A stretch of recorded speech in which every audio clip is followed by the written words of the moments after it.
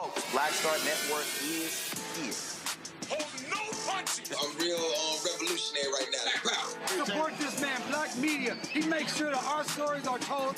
Thank you for being the voice of Black America, Roland. Stay black. I love y'all. All momentum we have now, we have to keep this going. The video looks phenomenal. See, this difference between Black Star Network and Black-owned media and something like CNN. You can't be Black-owned media and be scared. It's time to be smart. Bring your eyeballs home. You dig?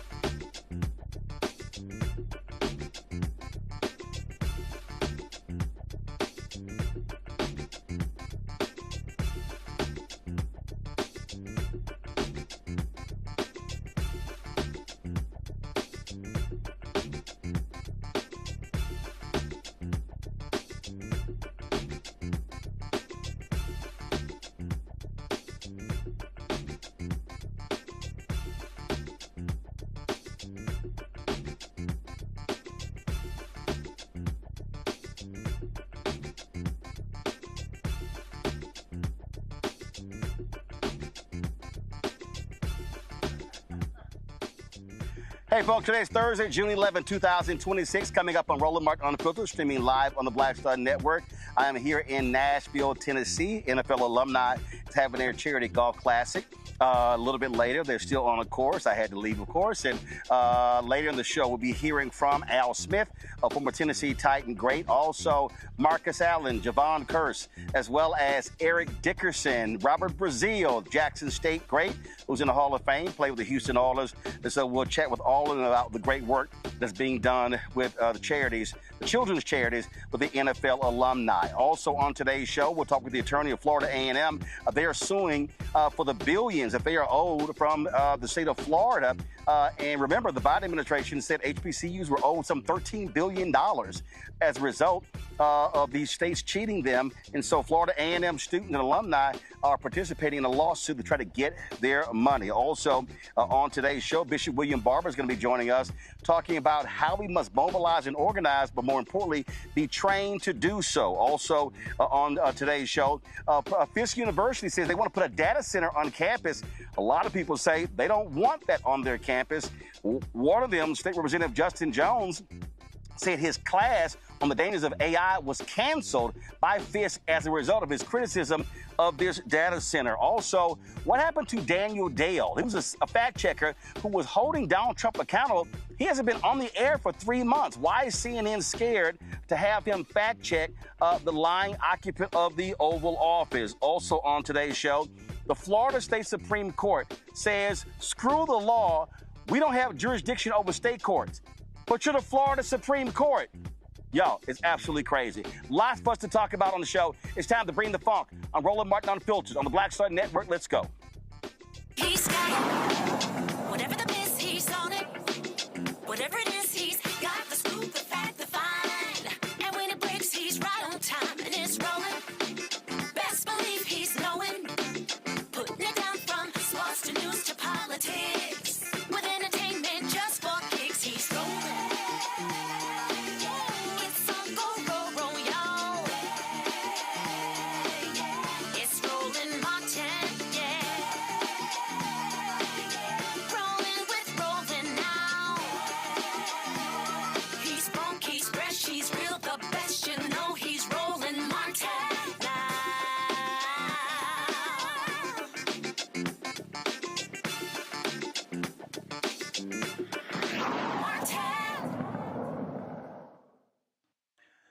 Folks, the U.S. Court of Appeals for the 11th Circuit has revived a lawsuit filed by student and alumni of Florida A&M University.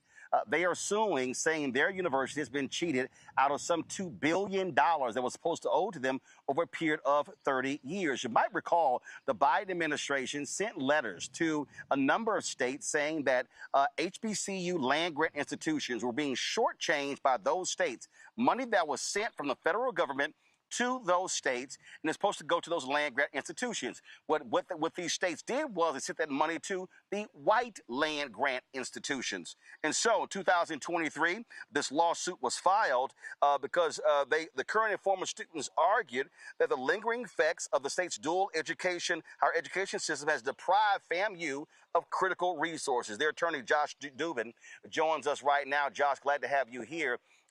This is critically important. We have been covering this story. We covered the lawsuits that took place in Maryland when it came to HBCU funding and them creating programs, and then Maryland allowed the white institutions to create duplicate programs. We've covered the Mississippi case, Alvin Chandler's, Alabama as well. And we have seen Tennessee State. We've seen North Carolina A&T. We've seen universities in Virginia. When the Biden administration sent those letters out, and letters were sent from the Department of Agriculture, Department of Education, saying these states shortchanged the HBCUs some $13 billion.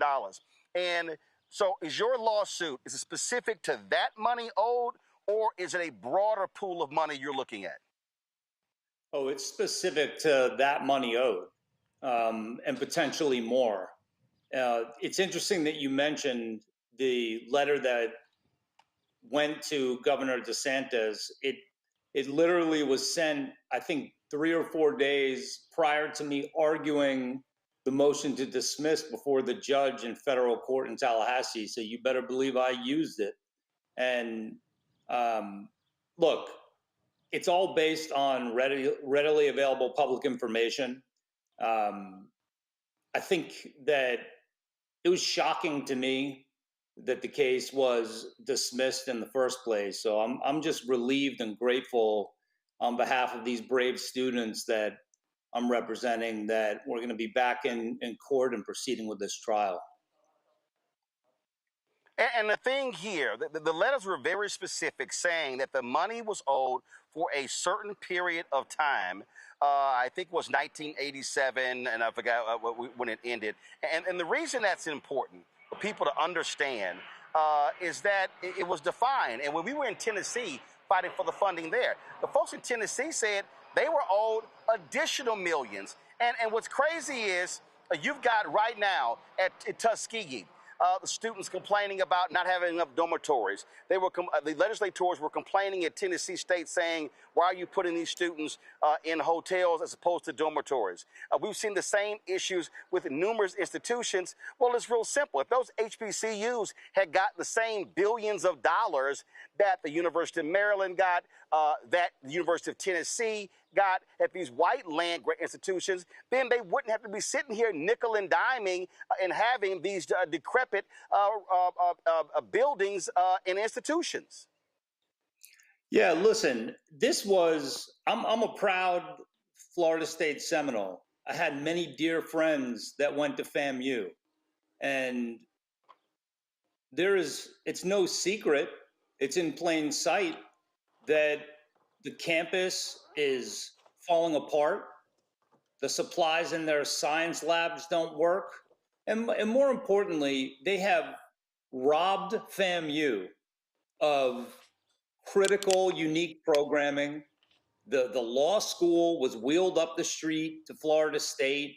When it finally reopened, it was opened in Orlando. They have basically set up a situation where FAMU has to fight and fight and fight to get ahead, or just to try to catch up. And, look, as a civil rights lawyer, what was striking to me about this, and I was quite surprised when the judge didn't know this, was it was never lost on me that FAMU is the site of a former slave plantation. And some of the pushback that I was getting from the judge in that case, who I'll be back before, frankly, was concerning to me. And, our case is very straightforward.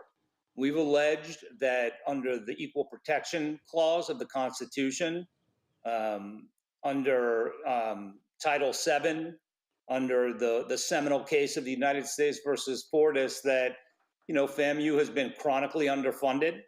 It offers fewer unique, high-demand programs versus historically white peer institutions. And, to me, this was one of the most obvious, egregious violations. And the letter from the Biden administration was just sort of enforcing everything that we alleged in our lawsuit. So there's really, the Fortis opinion is critically important because it traces this underfunding all the way back to de jure segregation. So this is should be a watershed moment. We plan to file similar actions in states where HBCUs are being underfunded as well. Yeah, I mean, this is just, and people just really don't understand, and what we're dealing with. We talk about these public institutions, these public HBCUs. There are 103 HBCUs. I've personally been to 58 or 59 of them. I'm here in Nashville for this NFL Alumni Charity Golf Classic. Tennessee State is here. And what's crazy is that they've been lauding the new president at Tennessee State for his relationship with the Republicans in the legislature, and folks are saying, well, they'll finally been able to get their money. Well, where in the hell's their money been for the last 20, 30 years? And that's the problem. The problem is that when you walk these campuses, they look totally different. And what happens is these legislators, and now in these southern states, black folks have to go begging and pleading. In Florida A&M, they installed, a supporter of Ron DeSantis as a president who was grossly, and I made it clear, I told it to her face, she was grossly unqualified. And people were saying, well, hopefully, because of her relationships, she'll be able to get the money. Well, I'm sorry, you shouldn't have to be, supporting the Republican governor to get funded. These institutions have been cheated out of money. It has been pure, blatant racism, and it's sitting right there. I mean, again, here you have in this case, you had a letter that came from the Department of Education and the Department of Agriculture saying, we sent the money to the state that was supposed to go to this school, and the money never showed up. That means the legislature took that money, which was supposed to go to Florida A&M, supposed to go to Tennessee State, supposed to go to Fort Valley State and Prairie View and all these schools, and said, no, we're going to spend it elsewhere.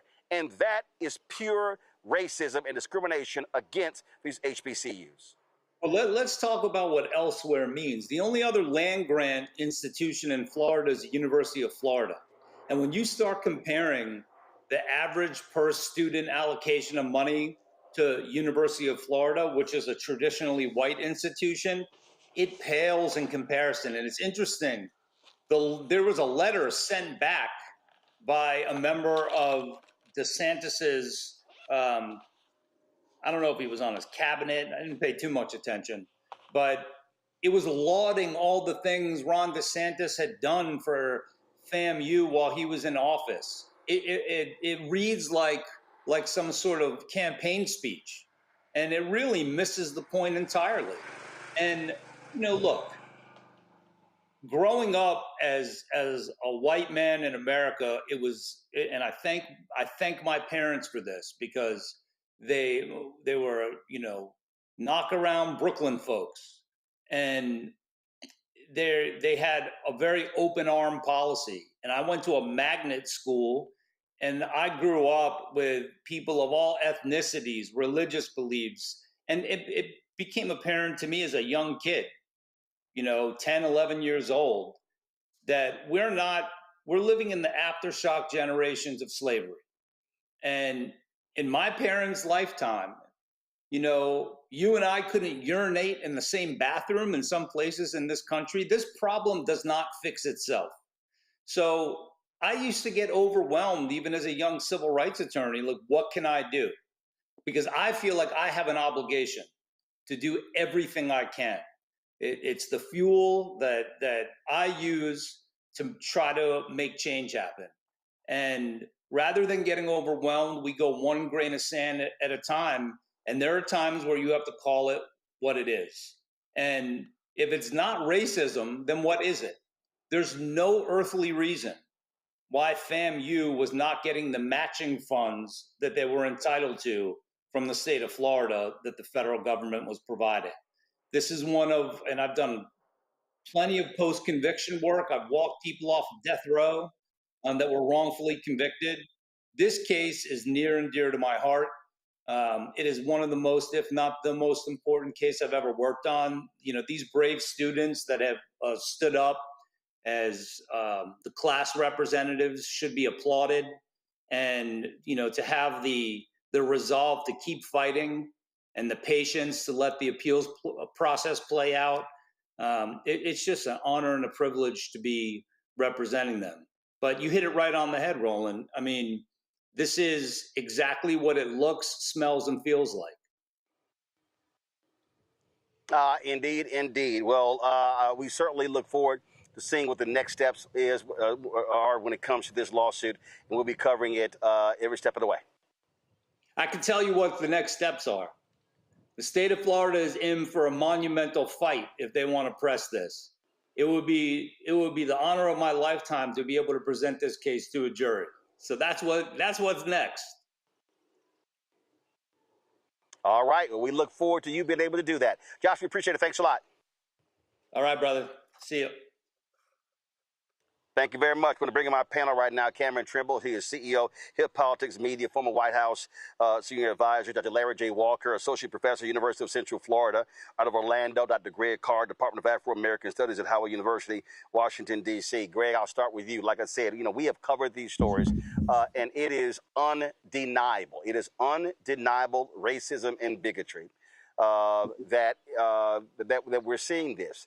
And these states, they have completely cheated the HBCUs.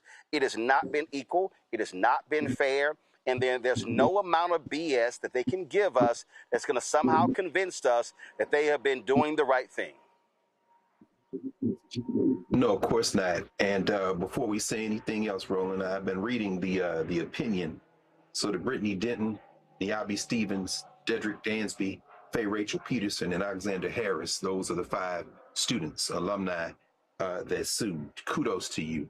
And I hope that Councilor Dublin will involve the long distance runners in this. He mentioned several times the Ayers versus Fordyce case out of Mississippi, and you mentioned it, of course, as well, leading into your questions of him. I hope he calls Alvin Chambliss. I mean, I'm all for people, things that are near and dear to people's heart, but we need some black folk in this discussion, including some of the attorneys there in Florida. Leroy Purnell, former dean of FAMU Law School, who taught me torts when I was in law school at Ohio State. I hope Leroy Purnell is involved in this as well. The appeals court did not decide on any of the underlying merits of the case. What they did say, however, it was that the district court overreached. They misapplied the Rule 12b-6 standard of review. In other words, they did a bunch of fact finding that they shouldn't have done. So the appeals court doesn't say whether they agree or not. They say we make no determination of the veracity of the facts as interpreted by the district court. What we're saying is, to put it in layperson's terms, you're doing too much. So they returned it to the district court. Now, finally, I would say this. It seems like it should be an open and shut case, but we know we're dealing with white supremacy. And when Attorney Dubin said he wants to spread this to other states, I think what absolutely has to happen is a coordinated effort by attorneys who have been fighting this all along. When I was in law school, my second year, I clerked at the NAACP Legal Defense Fund in Manhattan. And I'll never forget, they had a brain trust meeting on that Ayers case. I was a 2L, and attorneys from all over the South, Tennessee, Richard Dinkinson and boys, Chambliss came up from Mississippi, Louisiana, the Grambling Southern. That has to happen again. I think that should be a very important next step as this war continues. Well, yeah, you're absolutely right. And I tell you, the thing for me, Larry, is, you know, and there have been different people. I was there for HBCU Invest Fest down in Atlanta, and the goal, Robert Smith and his group, is to raise $1 billion for a fund for HBCUs. And when I was there, I actually said to people, I said, what really needs to happen, this is when a massive amount of money should be put into exactly what Greg just said, into a fund, and say, we're going to hit every single one of these states with lawsuits at the same time. at the same time and force them to have to come and bring the information to show, did they actually properly fund these HBCUs, or were they cheated out of their rightful money? Yeah, Roland, Dr. Carr hit it right on the nose in terms of, a great black legal minds that have fought for fairness and equity as it relates to HBCUs and other black institutions.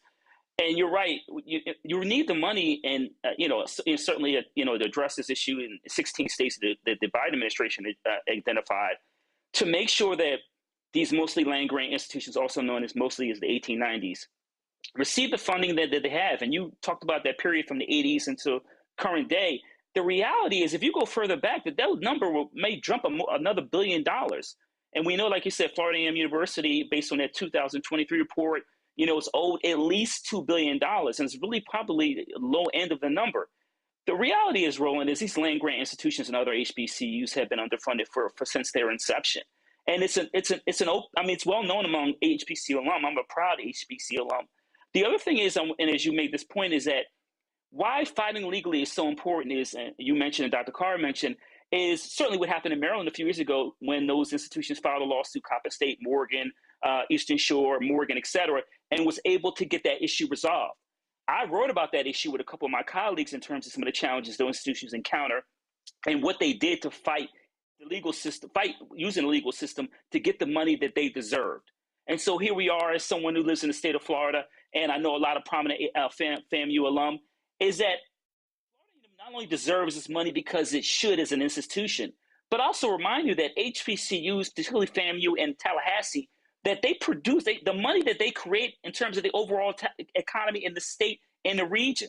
So it's not just a matter of they deserve the money, is that FAMU is an economic engine that drives Tallahassee and the rest of the state, and that alum in the state makes tremendous contributions. So we have to remember that you invest in these institutions like FAMU, right, and then there's an overall economic impact to the state.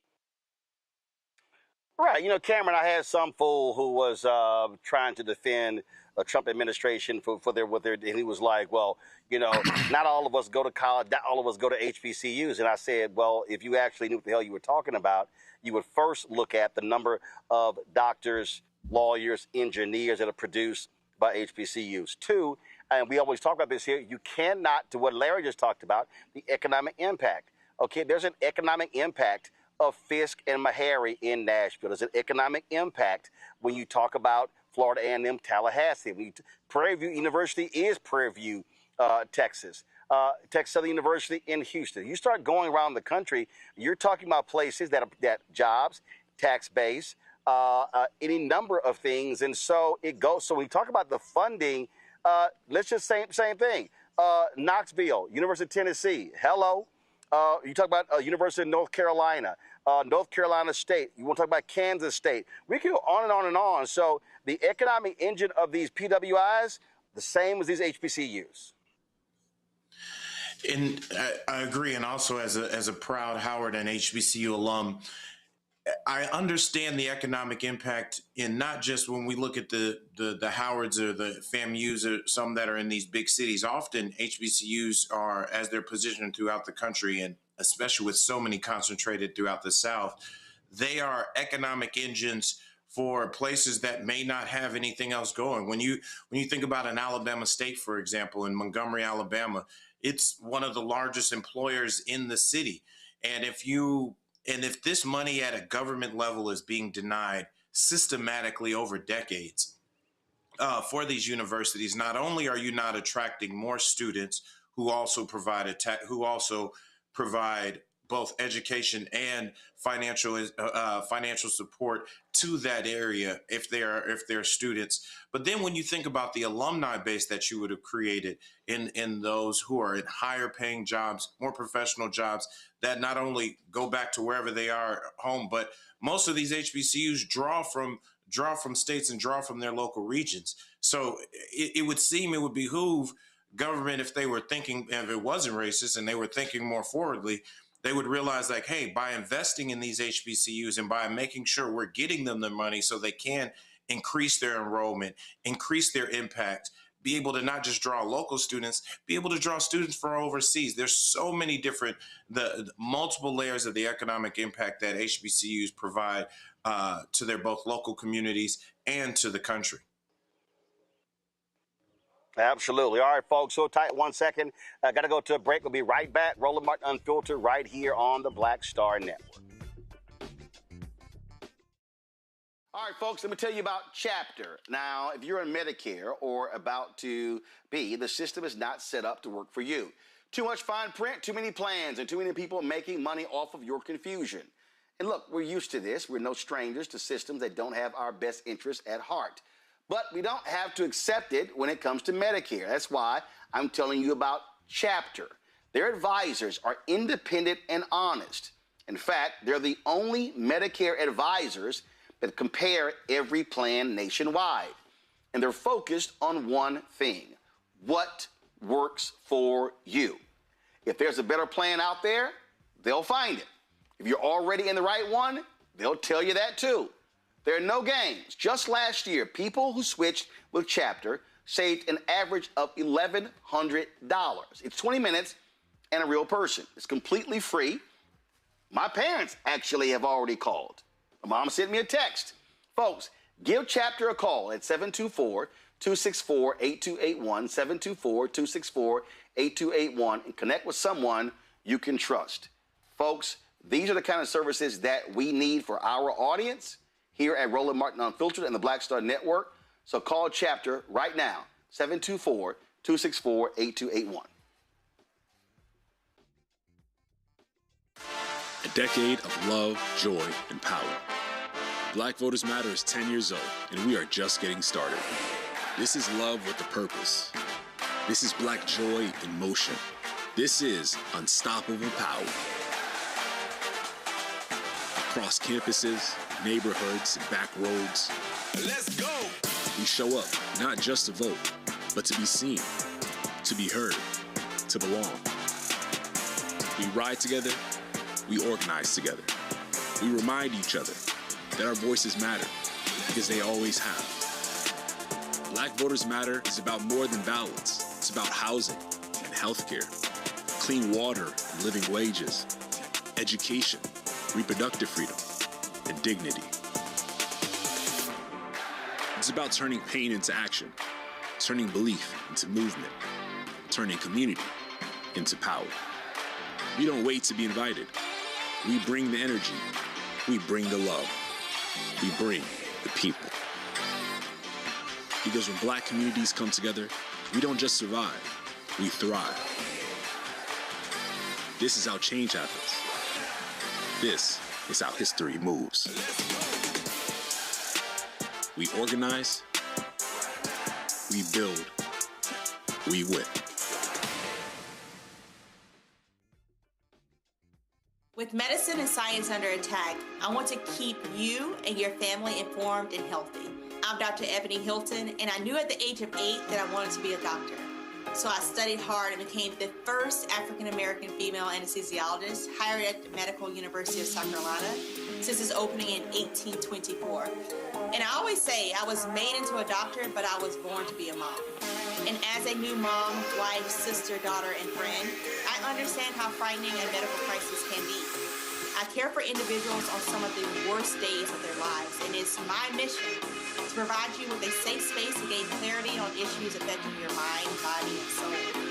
I recognize that there are health disparities, particularly as it pertains to race, and I want to help bridge the gap between you and your healthcare providers. Join me every Thursday for Second Opinion on the Black Star Network, where each week I'll invite experts from various medical fields to share the latest health news.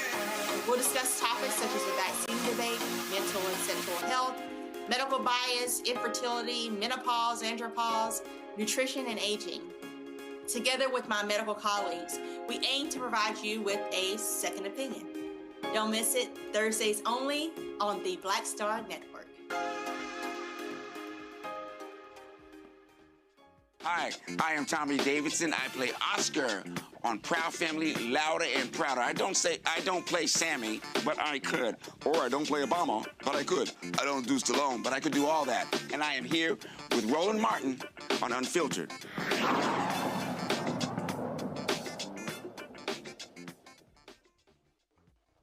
All right, folks. Today, Black Voters Matter launched a new initiative that really is bringing together this whole media ecosystem along with activism. It's called the Declaration of a New Nation. It is a series as part of their ongoing effort to strengthen Black political power and civic engagement. April England Albright, Chief of Staff, co-founder of Black Voters Matter, joins us right now. April, glad to have you back. So walk us through exactly what is this Declaration of a New Nation. Well, there are, in our work that we do at Black Voters Matter, what we try to do is have a build and defend aspect to our work. And so when we see this type of, onslaught of oppressive activities that are happening at the state and federal level, we are challenged with whether or not what we have existing in the 14th Amendment, the 13th Amendment, and the 15th Amendment is all that we need. And so we have been, creating and trying to garner up the same type of movement that occurred in the Negro conventions in the 1800s that led to the passage of the 14th Amendment. We need to start reimagining what this country and its governing documents look like. We know that there are aggressive efforts on the other side to redefine this nation into a nation that existed in 1776. But we're creating a program to help Black imaginations to start to think about what is America going to be beyond this, beyond the 14th Amendment, in order to make sure that our protections are not linked to just the benevolence of people. And so this program that we're launching, Declaration of a New Nation, we call it that because that's what we're calling on our community to start thinking about. How do we create an America that will enshrine our protections regardless of who is in power? Okay, so when you say a program, okay, again, explain what is the actual program, and how does the regular everyday person be involved in that? And so we're going to have a series of what we call town halls and community conversations, with our first one happening on Juneteenth in Galveston, ground zero for where Black, liberation and freedom began. And so we're going to be at a church, and we're going to facilitate a conversation with community members where we're going to record and document and even stream live, right? The conversations that Black folks are going to have about, are the protections that we have right now enough? If they're not enough, what do we need to begin to fight and advocate for on a legislative level, as well as a constitutional level? And so we're going to have a series of these meetings throughout this year in connection with our general mobilizing work, because we believe that, in addition to trying to withhold and stop what's happening in DC right now, we need to anchor in our voting what we want for the future. So we're going to have different town hall meetings. We're going to have 4 this year. The first one, again, happening in Galveston, Texas, next Friday. All right. Questions from our panel. We'll start with you, Larry. Yeah, thank you for all your efforts, not just on this initiative, but overall. So as you talk about meeting in Galveston, what are some of the things you've been hearing for Black folks about? What are some of the things we should be doing to address? You talked about DC, obviously the attacks on the Black community. What are some of the things you've heard already from folks saying this is what we need to do to address these issues overall? I think people are first talking about voting, right? We know that voting is not the only answer that we must undertake in order to continue to build our liberation in this country. But right now we're clear, we're under assault, right? And, and the things that can happen if we do not participate in voting can become very detrimental to our community. So right now, we know in our community, people are talking about voting. They're talking about making sure that we support candidates who's going to stop what's happening in DC, that we can at least get power back at the congressional level to restrain what is happening out of the executive branch. And even at the local level, right, the state level, there are things that are happening, and people are going to use their election and their ballot this year to elect people or to unelect folk, right, who have on their target Black folks. And so that's the first level of things that people are talking about doing to respond in this moment. But let's be real. The mechanisms that are utilized in this country and are being utilized by those who do not want to see our liberation need to be changed. And so we are trying to facilitate through this declaration of a new nation, an opportunity for folks to think about what would that actually take? What would it require to rein in a rogue Supreme Court, right? What type of legislation or what type of real structural reform must occur so that we don't find ourselves on this hamster wheel of us making advancements and then then we have this extreme backlash? How can we truly get reparations in this country? Like, these are the kind of discussions that we must have in connection with how we're going to vote and mobilize this year. And so I believe that's what we're hearing, folks in the communities talking about. All right, then. Cameron, what is your question? I am so excited about this this program and initiative. I think, as a digital media and a digital strategist, understanding the power of media with Black folks, with culture, understanding that controlling our narrative is so important. Can you talk to me about how you plan to distribute this, like in mass? Because I think we make so much great content, but understanding in this modern landscape how to actually get it out, and not just both first get it to our people, but get it outside of our people so it can grow not only in this country but around the world. So what's your distribution plan like? How do you plan to get it out? Mm-hmm. So one of the things that we want to do is we do want to have it in the community, because you're absolutely right. There is not a person in this country or this world, quite frankly, that is not touching their device, right? And so we do intend to have these meetings, and we do intend for them to be live streamed. And we do intend to, break them down, and of course we circulate them. But we're also going to have a 4-part docuseries where we talk to some serious activists and scholars like, Dr. Cheryl, Eifel and others who are dealing with questions around the 14th Amendment and its restrictions and its limitations and where it needs to go. And so we do plan to do a docuseries that we will ultimately distribute and try, of course, to get on larger platforms. As you saw probably last week, Brother Roland really did help us get our documentary out. And so we'll be relying on different kind of platforms to get our docuseries out. And of course, we'll be doing our social media.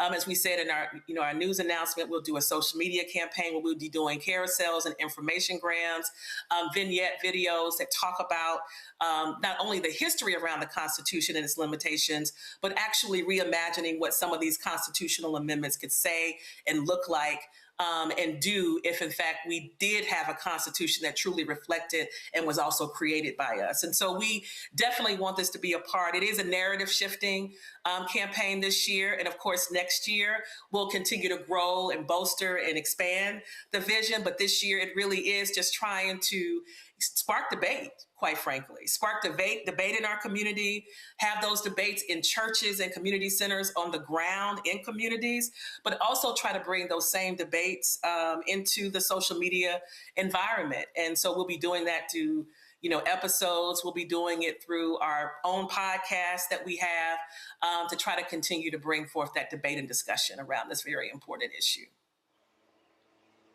All right, Greg Carr. Thank you, Roland, and thank you, April. This is very exciting. I add my enthusiasm to what Larry Cameron said.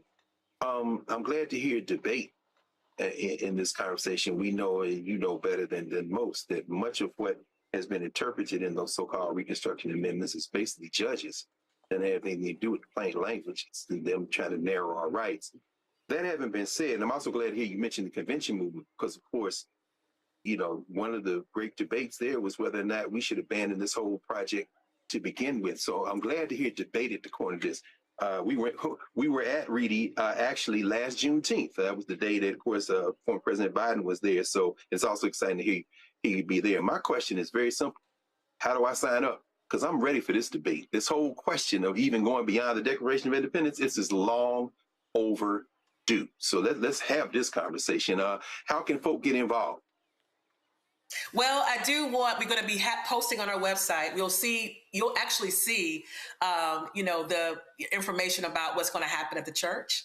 right? And we do want people who are coming to Galveston, to be present, to participate, because it is a debate, right? It is the debates that we need to begin to happen. It's the same debates that happen in the convention. How do we get our freedom in this country? How do we really have, perpetual freedom and liberation in this country? And so we are going to have a debate about what that means and allow for Black folks in this century, right, to start to have that discussion about what does a new nation really look like for us that enshrines our rights. And so the first discussion will happen, at that very monumental historical church in Galveston. And we chose that church and we chose Galveston for a very particular reason, because we know they're going to be celebrating 250 years of this country on July the 4th, but we're going to start talking about our liberation at a time when we believed our freedom began in this country. And so we chose Galveston for that reason. And then the other, of course, community conversations and town halls will be advertised similarly, right? But we are at a different time period, because we do know, as we saw, we've been seeing recently this hostile reaction from white folks to our liberation. So we do want to make sure that we are secure, but we will be putting out information so people will know how they can get engaged online, because not only will the people present at the church next Friday be able to participate in the discussion, but we also are going to try to make sure that the discussion can go also online, which is why we're streaming it, so people can also participate and have their voices recorded, and also their concerns, right, recorded. And this is not a future, even though it is a Black futurist thing that we're talking about now, it is also our present, because we can't continue to just resist and fight against what we don't want. We have to begin to build and conceptualize collectively of what we do want. We have a history of doing that. And every time we've done that collectively as a people, this country has moved or expanded its concept of democracy. It's our turn in this century to begin to imagine, because the imagination is the first revolutionary act of any movement. So that's what we hope to spark in this, is to get away from just responding and get into building and creating something new collectively. All right then, April, we surely appreciate it. Look forward to it. Thanks a lot. All right, folks, we come back. Let's talk about why is CNN afraid of their chief fact-checking Donald Trump? Why has he disappeared from the air? We'll talk about that coming up next at the top of the hour. We're going to hear from Reverend Dr. Bishop Bill William Barber talking about organizing and mobilizing. The virtual training is taking place this weekend. More than 1,000 folks have signed up, and so we're going to talk about what that future looks like as well. Folks, you're watching Roland Martin Unfiltered on the Black Star Network. I'm live here, of course, in Nashville, Tennessee for the NFL Alumni Charity Golf Classic. We're chatting with some of these former greats in just a moment as they are now coming off of the course. Don't forget, support the work that we do. Join our Bring the Funk fan club. Your dollars are critically important for us to be able to do the work that we do. If you want to contribute, so do us a favor. For Cash App, use a Stripe QR code. You see it right here on the screen. If you're listening, go to blackstarnetwork.com for more details. Of course, that's also for credit cards, for checks and money order. Make it payable to Roland Martin Unfiltered, P.O. Box 57196, Washington, D.C. 20037-0196. PayPal's R Martin Unfiltered. Venmo's RM Unfiltered. Zelle, Roland at RolandSMartin.com. Roland at RolandMartinUnfiltered.com. We'll be right back. All right, folks, let me tell you about Chapter. Now, if you're in Medicare or about to be, the system is not set up to work for you. Too much fine print, too many plans, and too many people making money off of your confusion. And look, we're used to this. We're no strangers to systems that don't have our best interests at heart. But we don't have to accept it when it comes to Medicare. That's why I'm telling you about Chapter. Their advisors are independent and honest. In fact, they're the only Medicare advisors that compare every plan nationwide. And they're focused on one thing: what works for you. If there's a better plan out there, they'll find it. If you're already in the right one, they'll tell you that too. There are no games. Just last year, people who switched with Chapter saved an average of $1,100. It's 20 minutes and a real person. It's completely free. My parents actually have already called. My mom sent me a text. Folks, give Chapter a call at 724-264-8281, 724-264-8281, and connect with someone you can trust. Folks, these are the kind of services that we need for our audience here at Roland Martin Unfiltered and the Black Star Network. So call Chapter right now, 724-264-8281.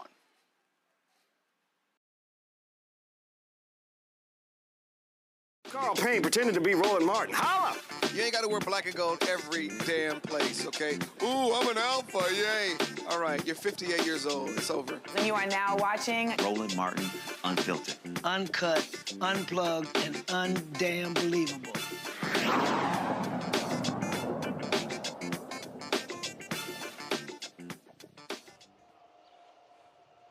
Folks, we are living in a day when mainstream media is scared to death. They are weak, and the right wing is owning all of it.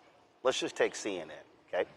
It was 3 months ago when David Ellison announced they were making this bid for Warner Discovery. And so what did they end up doing? They ended up beating out Netflix, really because Trump put his thumb on the scale and made clear that they were only going to approve their acquisition. So there's a guy named Daniel Dale from Canada, and he has been excellent at fact-checking the lying, corrupt, twice impeached, criminally convicted felon-in-chief Donald the Con Trump. Well, it's interesting that he hasn't been on the air in 3 months. Now, mind you, still works at CNN. They still post his stuff on the website. He's posting on social. They do these other social videos, but he literally has not been on any show at all in 3 months. Guys, I worked at CNN for 6 years. Do you understand that that is a conscious decision by executives? What that says is that executives have said to show producers, do not put him on the air. Donald Trump hates when he's on the air because what he does is he exposes the lies of Donald Trump. He goes fact by fact by fact. And every time he lies, he exposes them. Now, you would think that a news network that claims that they are unbiased, they are objective, would want for the truth to be told. But that's not what's going on here. They don't want to be on the bad side of Donald Trump. And this is one of the reasons why mainstream media really is lamestream media, is because they have no integrity, no honor. You see what's going on with Barry Weiss and CBS and 60 Minutes and how that's an absolute shit show. You see how these other people are just so scared to death. You see how Donald Trump just pimped these networks, and he forced that settlement with ABC, and he forced the settlement with CBS. And basically they were paying bribes to him, and everybody's trying to get on his good side. But when you have a network that says, oh, we're not going to put on our fact checker, and then they don't give a real explanation. There was a statement they gave to status.news that, oh, he's still a member of our network, blah, blah, blah. Y'all, that's total BS. And according to their report, he's moved back to Canada. I would not be surprised that Daniel Dale announces in the next 3 months he's no longer with CNN. And that's what you're seeing right now. If y'all want to understand why independent media is so critically important, it's because what you are seeing is a complete capitulation of mainstream media. We are no foxes in the can for them, but these people are scared to death of them. You do not have today media executives who have the guts of a Bill Paley, a David Sarnoff, a Leonard Golderson, who have the guts of a Katharine Graham. You don't have that going on today. What you have are corporate interests who say, listen, we make our money elsewhere. We don't want to be on his bad side because this guy is going to seek retribution. He's going to make our life difficult. So what they have said is, we will gladly allow this man to lie with impunity, to attack our reporters, and we're not going to say anything in response to his lies. And that is what's going on here. There is no explanation that CNN, Mark Thompson, and any of those executives can give at CNN as to why Daniel Dale is not on the air. And folks, this is going to continue they will continue to bow down. They will continue to capitulate. They will continue to suck up to this man because they do not want to hold him accountable. And that, to me, is an absolute shame. There's no other way to look at this. And what we are witnessing, Greg, I want to go to you first. What we are seeing consistently, they did this at the outset, and they're saying now, you know what? It's 2 more years, so we're just going to go ahead and just do whatever we need to do to make this man feel comfortable, because we are not going to hold him accountable. And you can see it in their reporting, in the editorial decision making.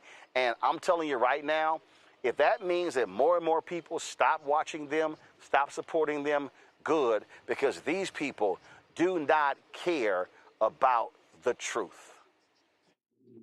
No, they don't, Roland. And I think you'll be doing a lot of unpacking, analysis, a lot of reporting over the next few months as many of these illusions continue to fall. We saw the racist Elon Musk offering $155 shares in his illusion, selling people on a dream of going to Mars today. That will soon burst. Some investors are like, "You're selling snake oil, my friend."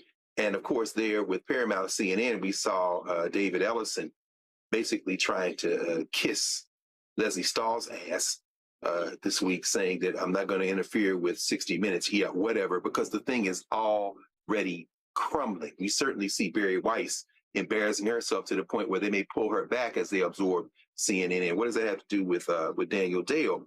Well, as you just said, it isn't that he has disappeared. He's written 6 articles in just this month. The latest a couple of days ago, where he got into the lies that Bozo told Kristen Welker at Meet the Press. And he's been doing short form video on Instagram. So the question I would have for you, brother, as we see the eyeballs continuing to drop, I'm sorry, Byron Allen, I don't know why you took that deal, man, but they said it was an 85% drop off from Stephen Colbert to whatever that thing is, Comedians Unchained, Unleashed, whatever it is. As people turn away from broadcast media, now cable television, I guess my question to you, as we see people following suit with what you've already done, whether it be Zateo or whoever else has been put off of those platforms, my question to you is, does Daniel Dale, does this quote unquote disappearance, does this shifting of where he has appeared from camera to the digital platforms, to the writing he continues to do, is it a big deal? What does that say in terms of his ability to get information out to the public? I'm not sure in this shifting landscape whether I have a good handle on that, brother. Well, I'll tell you. So let me just sit here and let me just do a basic check. So if I'm sitting, again, sort of how I think about this. So let's see here. So if I go to Daniel Dale, I'm looking on Instagram. I'm trying to find his correct account.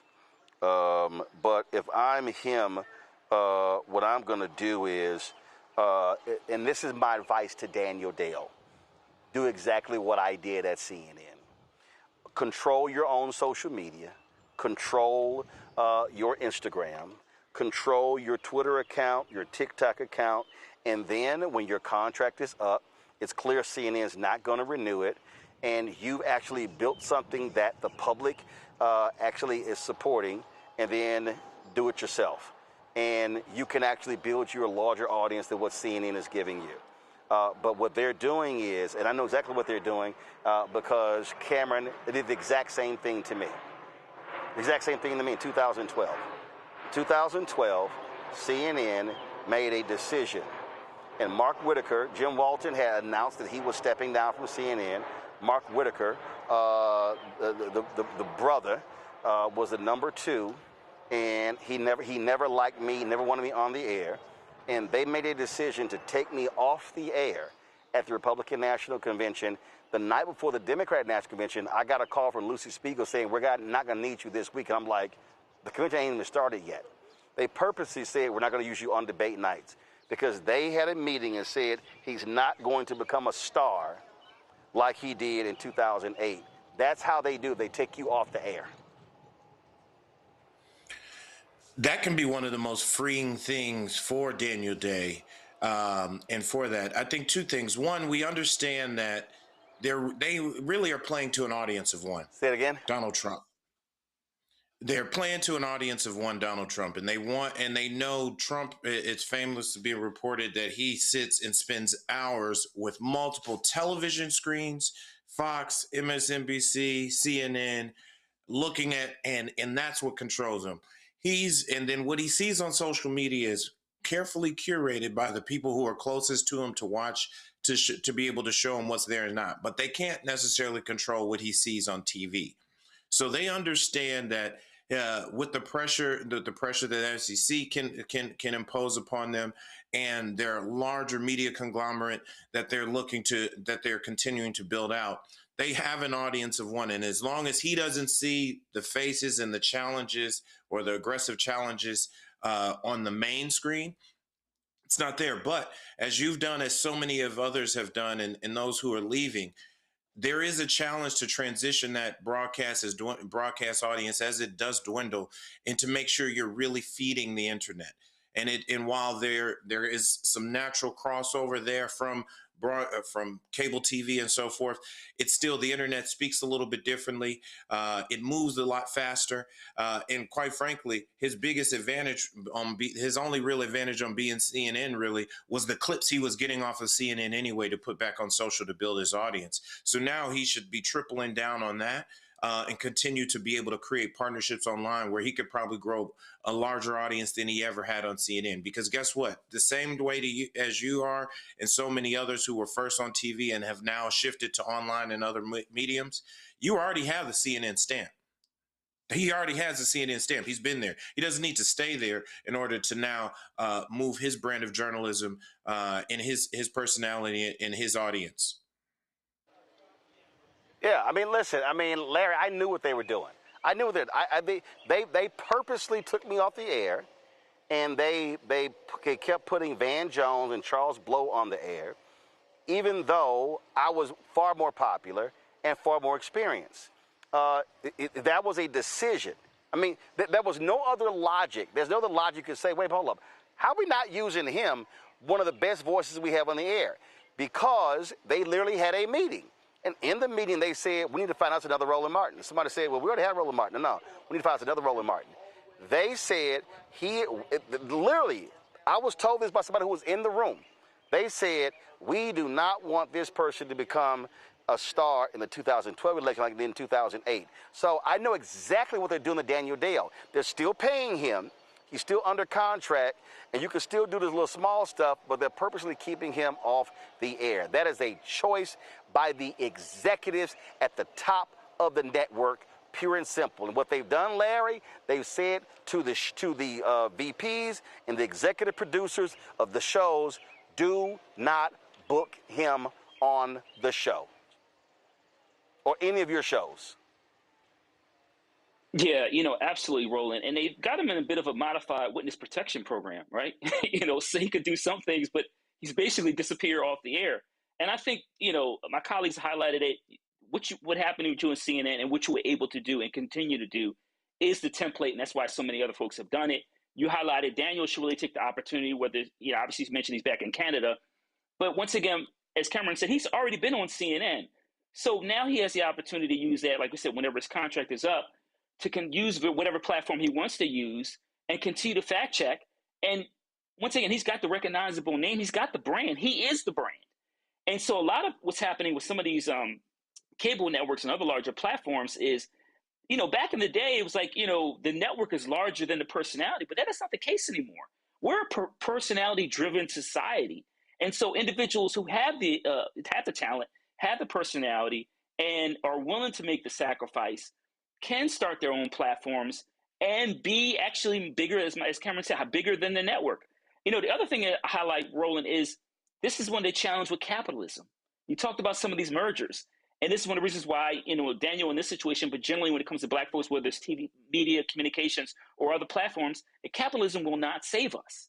And that we're going to have to find other creative ways to maneuver around some of these challenges rooted in greed, to make sure that the messages get out to the Black community. Indeed, indeed. All right, folks, got to go to a break. We come back. Quick break. We're going to hear from Bishop William Barber, Reverend Bishop William Barber. We're talking about organizing and mobilizing. There's a huge virtual training taking place this weekend. So that's going to be happening. Also in the second hour, we are going to have, of course, Black Star Network headlines. Plus, I'm here at the NFL Alumni Charity Golf Classic. And so the players are slowly coming in.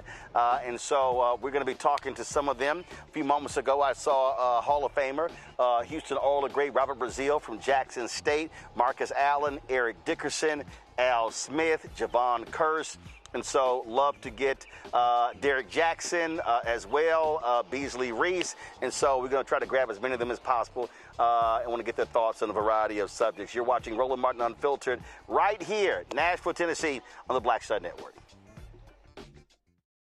All right, folks, let me tell you about Chapter. Now, if you're on Medicare or about to be, the system is not set up to work for you.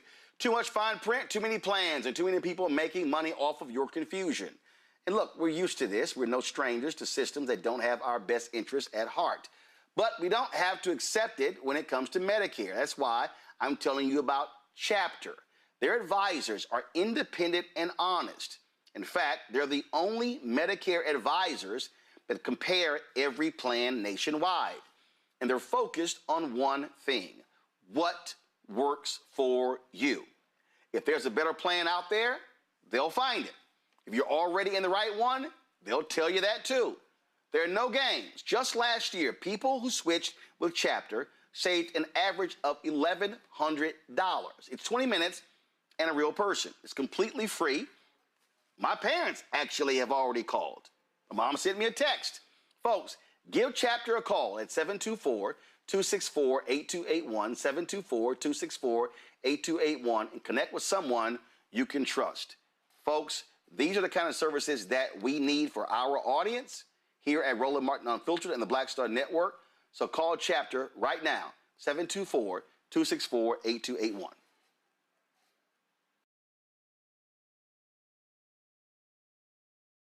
Hey, it's John Murray, the executive producer of the new Sherry Shepherd Talk Show. This is your boy, Earthquake. And you're tuned in to Roland Martin Unfiltered.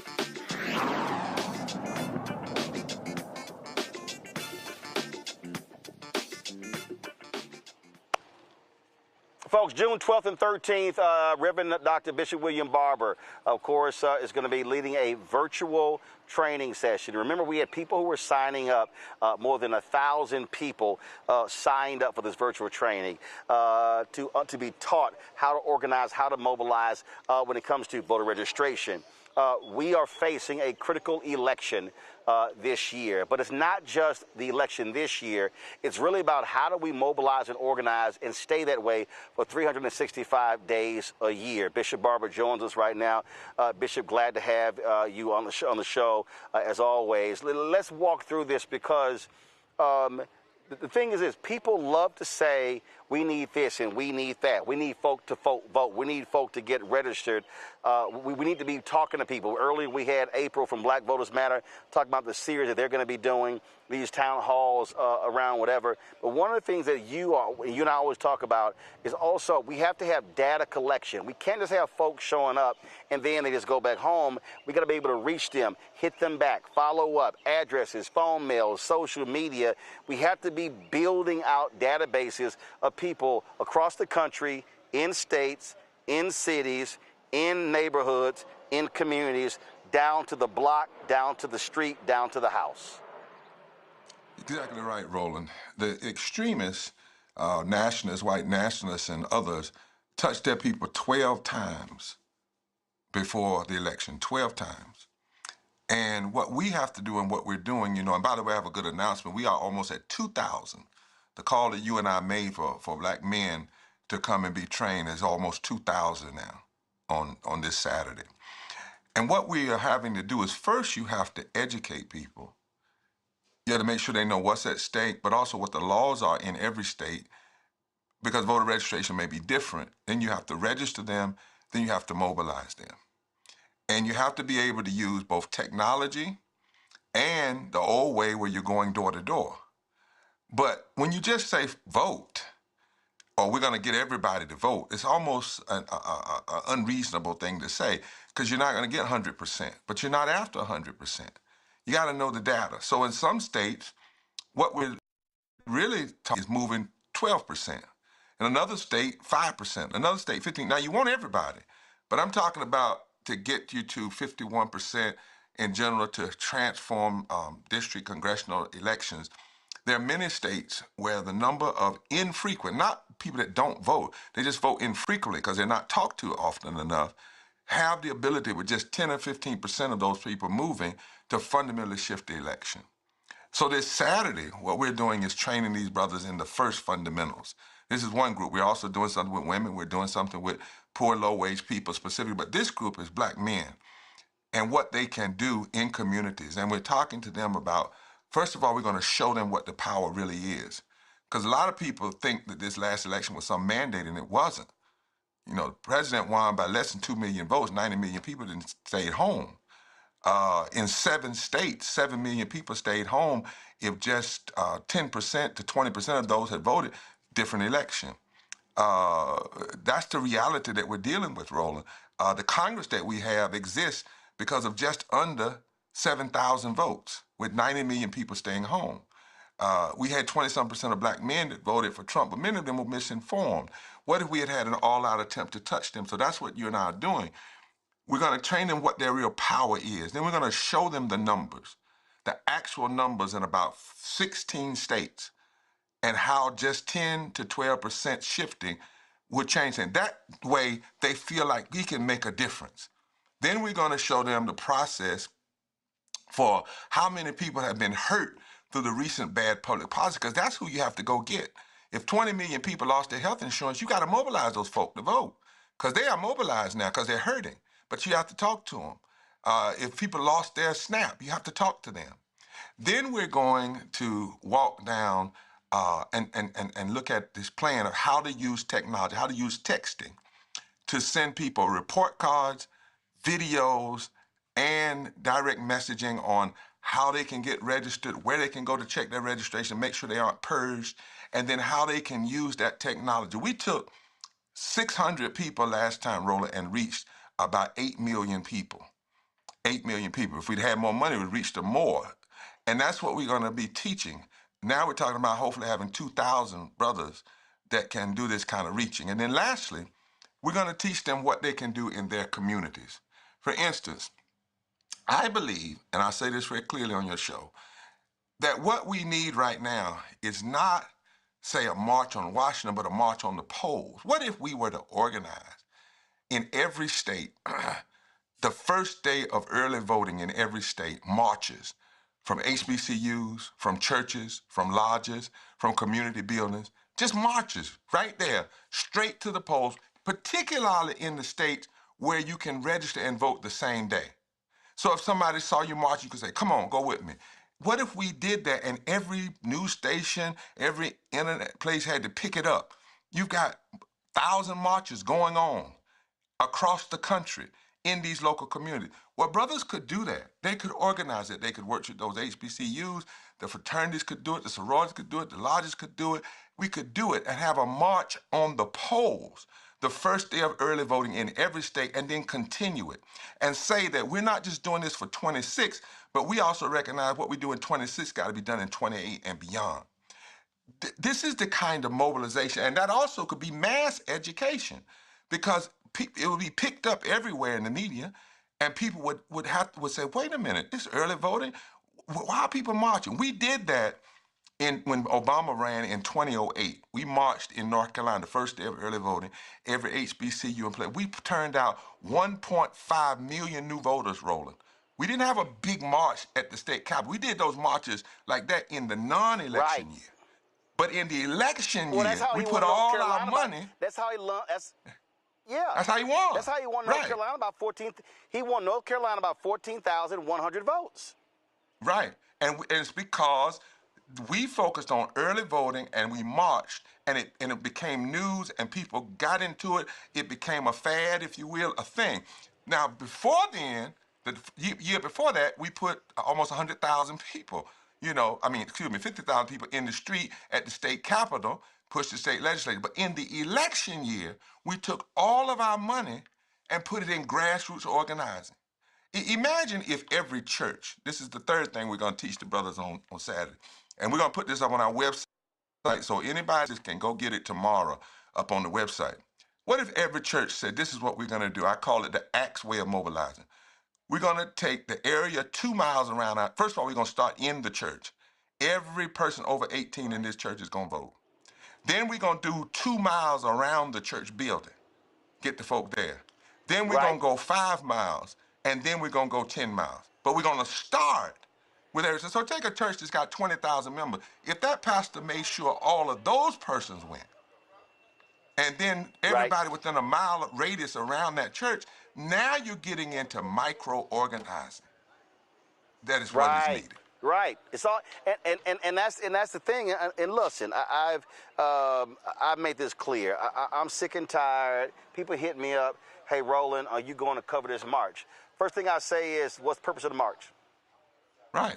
And if they cannot explain, if they can't explain to me the purpose of the march, if they cannot tie that march to a plan of action that's very specific, I'm not doing it. And I've had people reach out to me for a lot of these civil rights anniversaries, and I've said this, and I've said to people, I said, folks, I'm not trying to be difficult. I said, I'm not going to another one of these gatherings that doesn't serve a purpose. Right. And now the purpose has to be state-based. The good thing about what Latasha and them did in Montgomery recently was it was state-based. What if we did that everywhere? But think about this idea. But you connect it to the local organizers. It's not that we have to come and save the South. We need to empower the people that have been fighting all their lives in the South. That's what Amelia Boynton, they had been fighting 40 years before John Lewis and them got there. But what if you planned it, you had them on say, the first day of early voting. So you have a mass gathering, say at 10 o'clock, and then everybody releases and walks to the polls and goes to the polls. And you got communities all over that state going to the polls at the same time, early voting. We fought for these early voting same-day registration. You don't have to just vote on election day. So all of our effort should be focused in how are we going to use the 10, 15, some places 20 days of early voting. And in some places, same-day registration, which means you don't even have to go register a person first and then come back and get them. You can take them one time doing early voting, and they can register and vote the same day. That's where our mobilizing has to focus, and that's the march we need to be focusing on. Multified marches and movement, micro level, in local communities, in the states.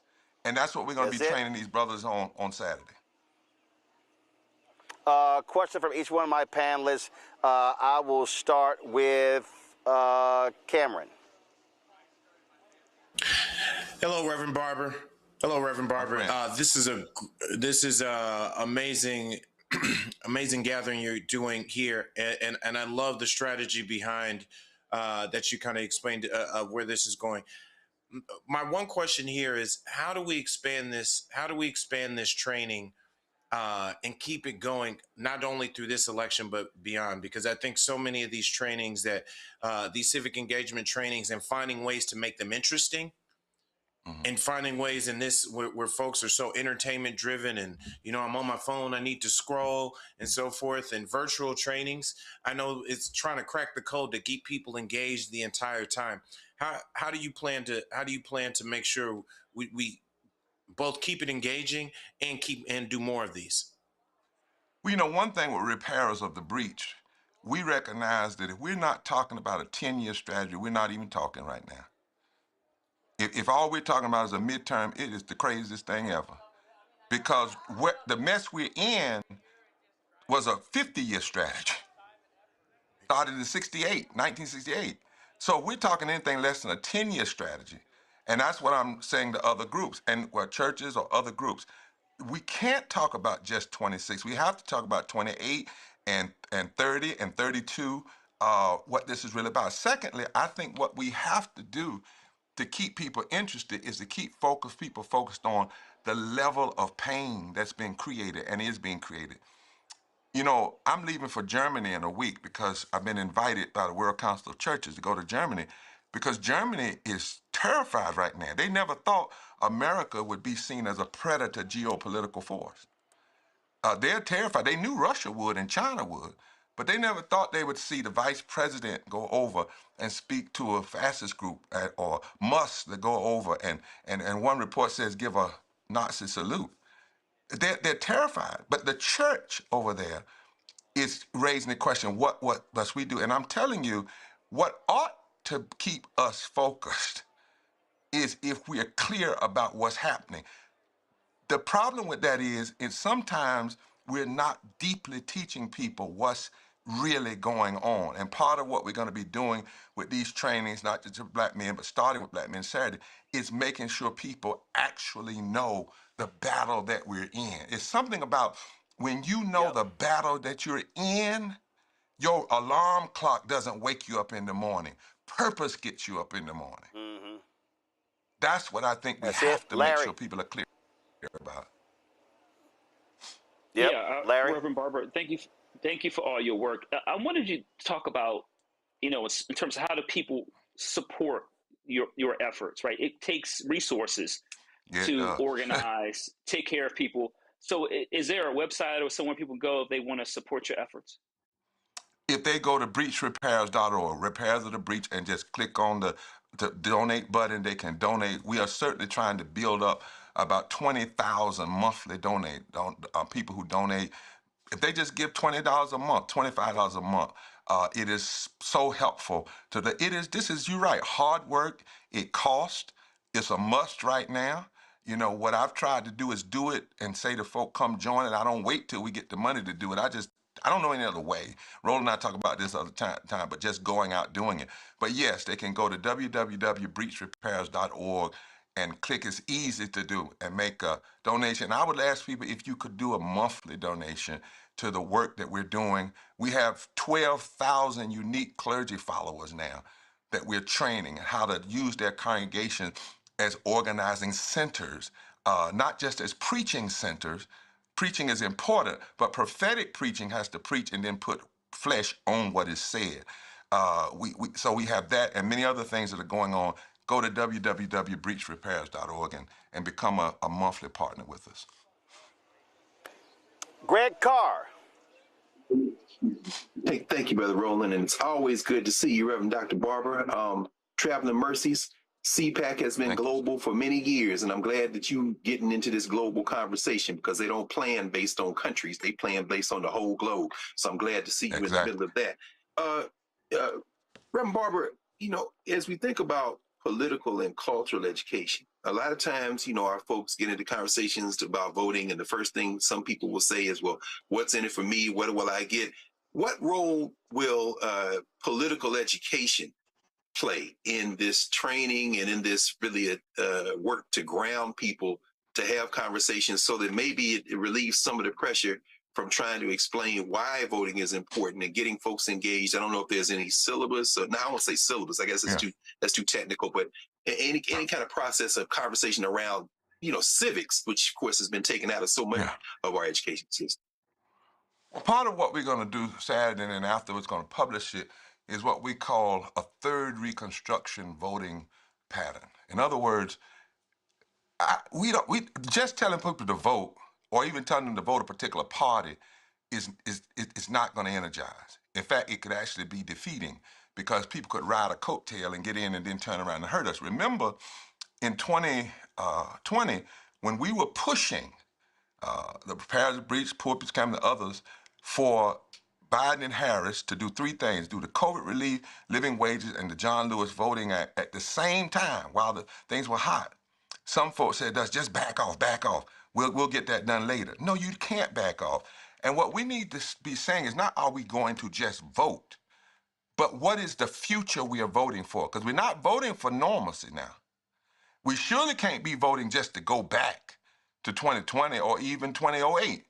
We're voting, what are we voting for?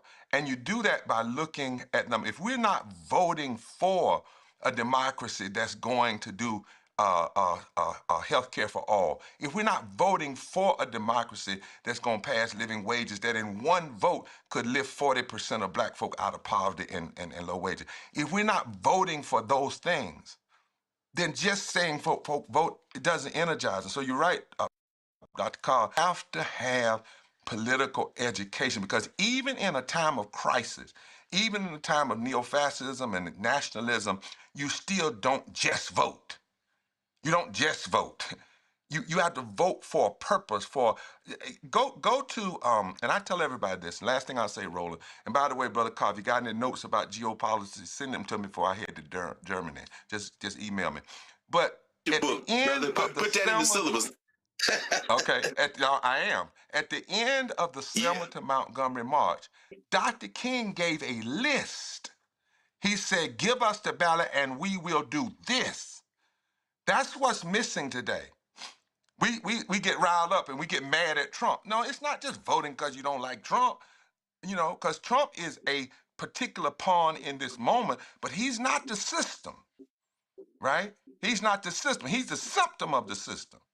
He's like snot when you have a cold. He ain't the problem. He's the symptom of it. You wipe the snot. You got to do something deeper to get rid of the cold.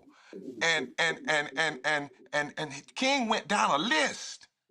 Give us the ballot and we will do this. Give us the ballot. And that's the list we need right now, because that then will make politicians stand up and not just say, vote for me because I can run off a litany of what I'm against. What are you for? And what will you do in the first 50 days if we give you a new Congress or a new Senate or a new House of Representatives? We have to give those folk courage, and the only way they're going to get that courage is for the voters to lay out what it is before them. That's why we're going to produce a third reconstruction, what we want, like a vision, write the vision. We are voting for this, not just to vote. Absolutely. I say that all the time, that we have to be educating people, that the phase that we're in right now is the educate, enlighten, inform phase.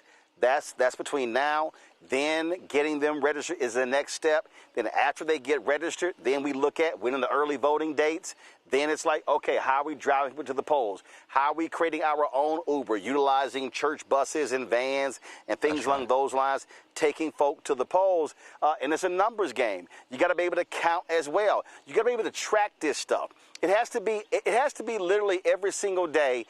This coalition, today, we drove 1,200 people to the polls. The next day, we drove 800. The next day, it has to be that way. I think part of the problem, Bishop, is, and this is why, and I've just made it clear, I am not spending our hard-earned, meager resources covering a march or an event that has no purpose behind it.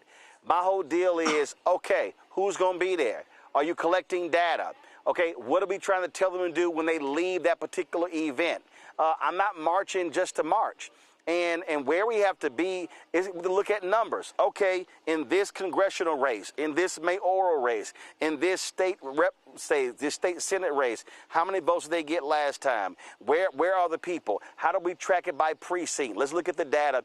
In the last election, how many people in this precinct are eligible voters? How many of them actually voted? And then where do they live? You go target them with door knocking. That's the micro strategy. And so I'm tired of these people these civil rights organizations and leaders and other people and activists who want to have these broad things, which is about getting media attention. No, this is about literally results when we gather. Do you know that the guy who ran, the right, called the Pat Robertson, his organizer said this: my goal is for you to wake up on election day and be in a body bag and not know how you got there. Boom. That was his strategy. And that's why, Roland, we're hiring. You and I I'm hiring a brother, and he's put together a person who does campaigns. And we want these brothers that we're going to disperse training to begin to be leaders in their various communities, raising these same things, going to the community, talking about folk, coming together, these coalitions, and being micromanage, micro-focus, because it is in the micro where you find your power. The macro actually can make you think there's nothing we can do, because micro kind of says they won. I mean macro, but micro will say, wait a minute, they won, but only by 2 votes. And we know where 20 are. They won by 1,000 votes, but we 1,000 are. So micro actually will empower people. Macro sometimes disempowers people because it's only looking at the end result and not the data and how we got there and how we can get out of here. Folks, I want you to go to Repairs of the Breach website. Go to Repairs of the Breach website. If you have not signed up. And this is critically important. This is called doing the work. Okay? It's not just talking, it's doing the work. Bishop William Barber, we certainly appreciate you joining us. Thanks a lot. Thank you, my friend, always. God bless. All right, folks, it's time for Black Star Network Headlines with Brittany Noble.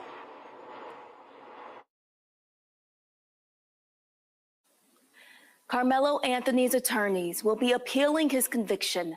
The notice of appeal was filed the day after the 19-year-old was found guilty of murder and sentenced to 35 years in prison for killing 17-year-old Austin Metcalf at a track meet. Defense attorney David Cole says the appeal does not dispute the arguments presented at the trial, but instead challenges the process, including the county where the trial was held and the jury selection. Carmelo is currently in the custody of the Texas Department of Criminal Justice. The Supreme Court could soon decide the future of one of the nation's newest execution methods. Alabama is asking the court to allow the execution of Jeffrey Lee using nitrogen gas after U.S. District Judge Emily Marks permanently blocked the state's nitrogen gas protocol. Marks ruled that the method violates the Eighth Amendment's ban on cruel and unusual punishment. The 11th Circuit later refused to put that ruling on hold.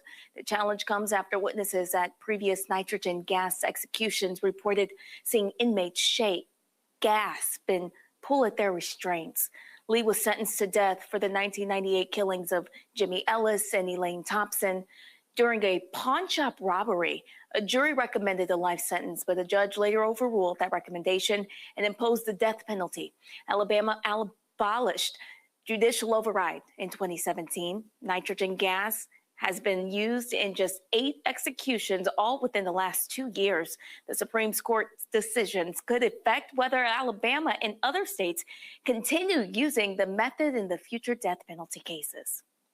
And a white Tennessee school board chair has resigned following backlash over a racist social media post that he made about a black teen accused of a fatal shooting. Alan Curry, the former chair of the Hollywood County School Board, ignited community outrage with his comment, "Get a rope," which he posted after the announcement of an 18-year-old black student being charged in May on the 8th during a mass shooting in Brownsville. The Aquarius Deshaun Lax is alleged to have shot 7 students during a gathering for pre-prom pictures at Brownsville Park, resulting in 6 injuries and 1 fatality. Many critics say that Curry's remarks were inappropriate and targeted directly at the black student. On Tuesday, Curry submitted his resignation and issued a formal apology. After serving Haywood County schools and our community for 14 years, effective immediately, I am resigning from the school board. I did not intend for the social media post to be hurtful or insensitive. I realize now that it was, and I am truly sorry. I certainly did not mean for it to be racist. For that, you have my heartfelt apology. I have spent my entire career trying to make our schools good and safe for our students. I am stepping down due to poor judgment. This has caused great pain to my school board, my community, and my family and me. At the end of the day, the NAACP and I are fighting for the same kids. Our children in Haywood County should not have to worry about being shot at a party, at a home, or at a pre-prom photo shoot. Gun violence has got to stop. I want our students to live in a town without fear. The pre-prom mass shooting caused devastation and chaos in our town. So when I saw that we had apprehended the person responsible, I acted out of anger instead of thought. Once I realized how it could be interpreted, I took it down. Lax is charged with first-degree murder and perpetration of a crime, 6 counts of attempted first-degree murder, 6 counts of employment of firearm with intent to go armed, 6 counts of aggravated assault, use or deadly weapon, tampering with evidence, reckless endangerment, and deadly weapon involved.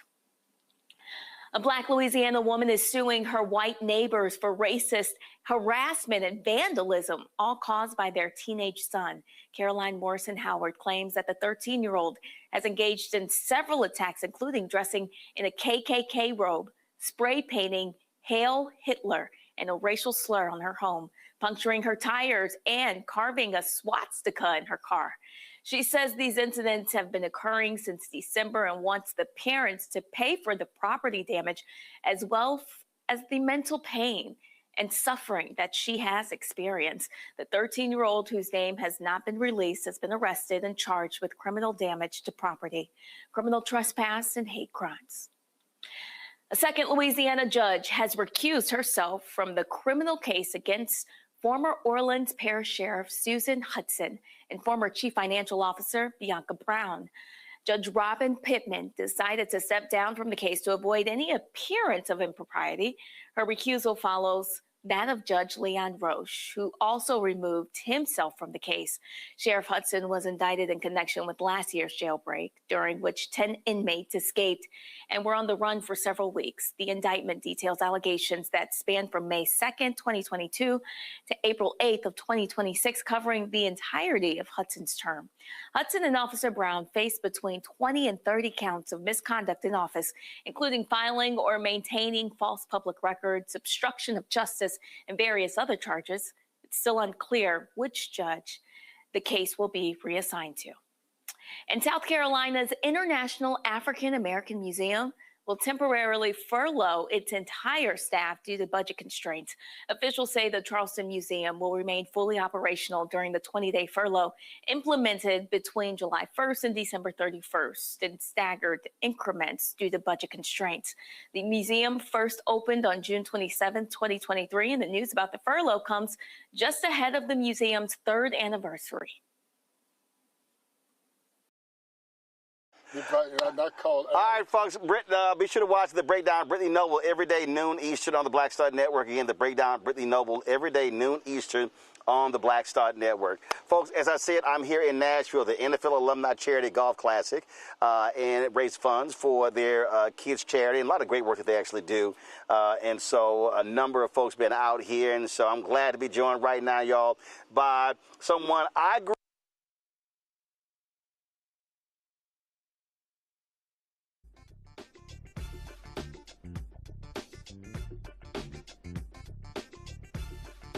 All right, folks, let me tell you about Chapter. Now, if you're on Medicare or about to be, the system is not set up to work for you. Too much fine print, too many plans, and too many people making money off of your confusion. And look, we're used to this. We're no strangers to systems that don't have our best interests at heart. But we don't have to accept it when it comes to Medicare. That's why I'm telling you about Chapter. Their advisors are independent and honest. In fact, they're the only Medicare advisors that compare every plan nationwide. And they're focused on one thing: what works for you. If there's a better plan out there, they'll find it. If you're already in the right one, they'll tell you that too. There are no games. Just last year, people who switched with Chapter saved an average of $1,100. It's 20 minutes and a real person. It's completely free. My parents actually have already called. My mom sent me a text. Folks, give Chapter a call at 724-264-8281, 724-264-8281, and connect with someone you can trust. Folks, these are the kind of services that we need for our audience here at Roland Martin Unfiltered and the Black Star Network. So call Chapter right now, 724-264-8281. A decade of love, joy, and power. Black Voters Matter is 10 years old, and we are just getting started. This is love with a purpose. This is Black joy in motion. This is unstoppable power. Across campuses, neighborhoods, and back roads. Let's go! We show up not just to vote, but to be seen, to be heard, to belong. We ride together, we organize together. We remind each other that our voices matter, because they always have.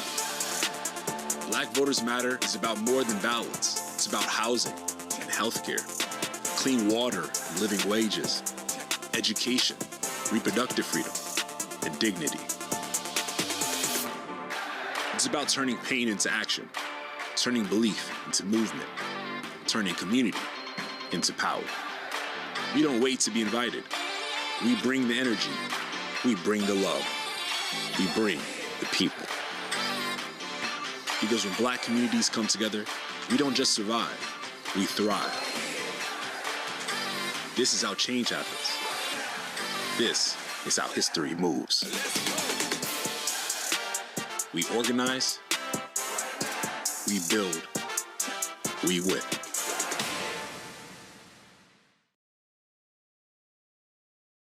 With medicine and science under attack, I want to keep you and your family informed and healthy. I'm Dr. Ebony Hilton, and I knew at the age of 8 that I wanted to be a doctor. So I studied hard and became the first African-American female anesthesiologist hired at the Medical University of South Carolina since its opening in 1824. And I always say I was made into a doctor, but I was born to be a mom. And as a new mom, wife, sister, daughter, and friend, I understand how frightening a medical crisis can be. I care for individuals on some of the worst days of their lives, and it's my mission to provide you with a safe space to gain clarity on issues affecting your mind, body, and soul. I recognize that there are health disparities, particularly as it pertains to race, and I want to help bridge the gap between you and your healthcare providers. Join me every Thursday for Second Opinion on the Black Star Network, where each week I'll invite experts from various medical fields to share the latest health news. We'll discuss topics such as the vaccine debate, mental and sexual health, medical bias, infertility, menopause, andropause, nutrition, and aging. Together with my medical colleagues, we aim to provide you with a second opinion. Don't miss it, Thursdays only on the Black Star Network. This is Essence Atkins. Mr. Love King of R&B, Raheem Devon. It's me, Sherry Shepard, and you know what you watch. You're watching Roland Martin, Unfiltered.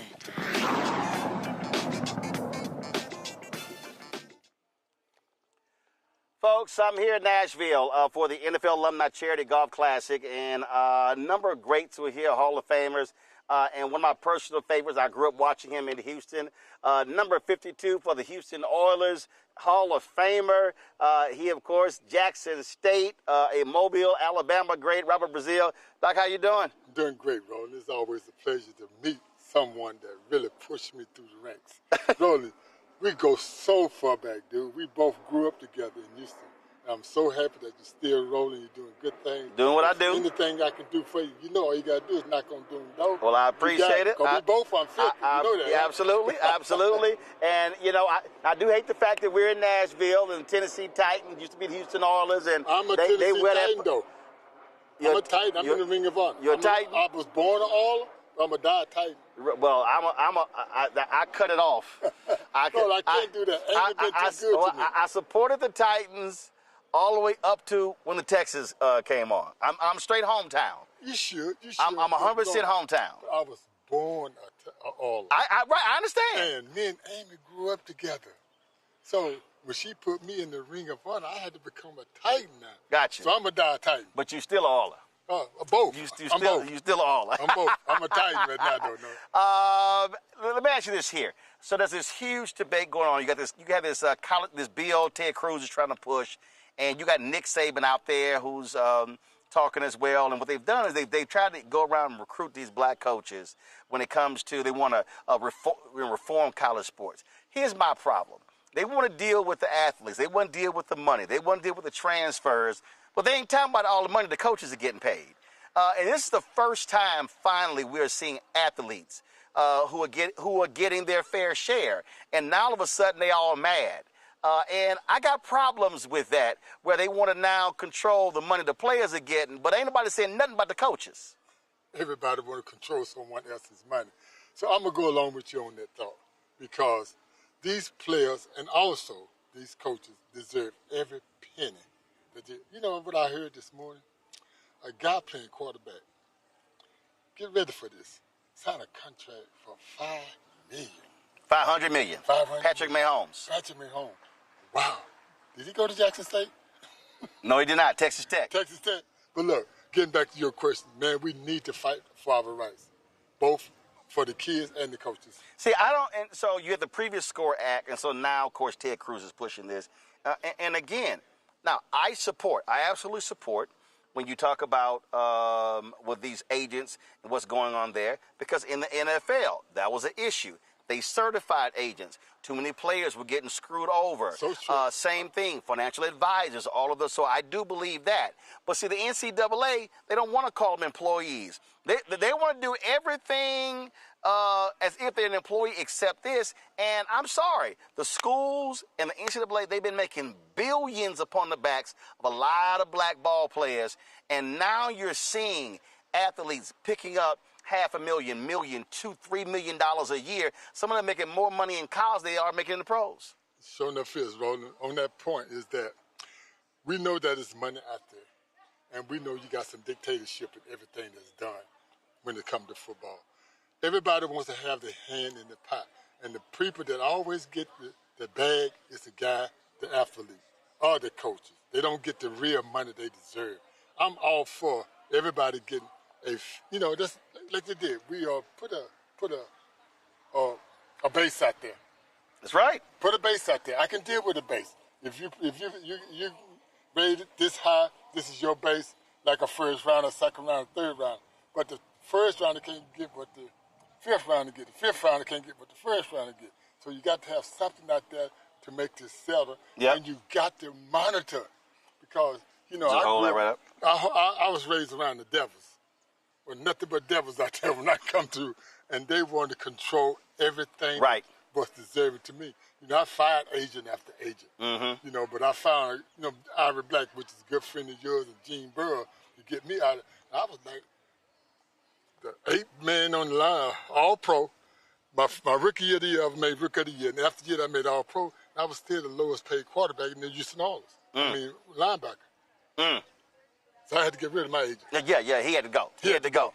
Before I let you go, you're a Jackson State alum, and you still got some folk mad at Dion because he left. But the whole thing is, listen, coaches come, coaches go, but people still should be supporting their programs. What would you say to a young kid out there why they should consider a HBCU football program? First of all, let's get on the Dion thing. Dion, I want to personally thank you for what you did for me and Jackson State. And people that don't disagree, you need to learn the game.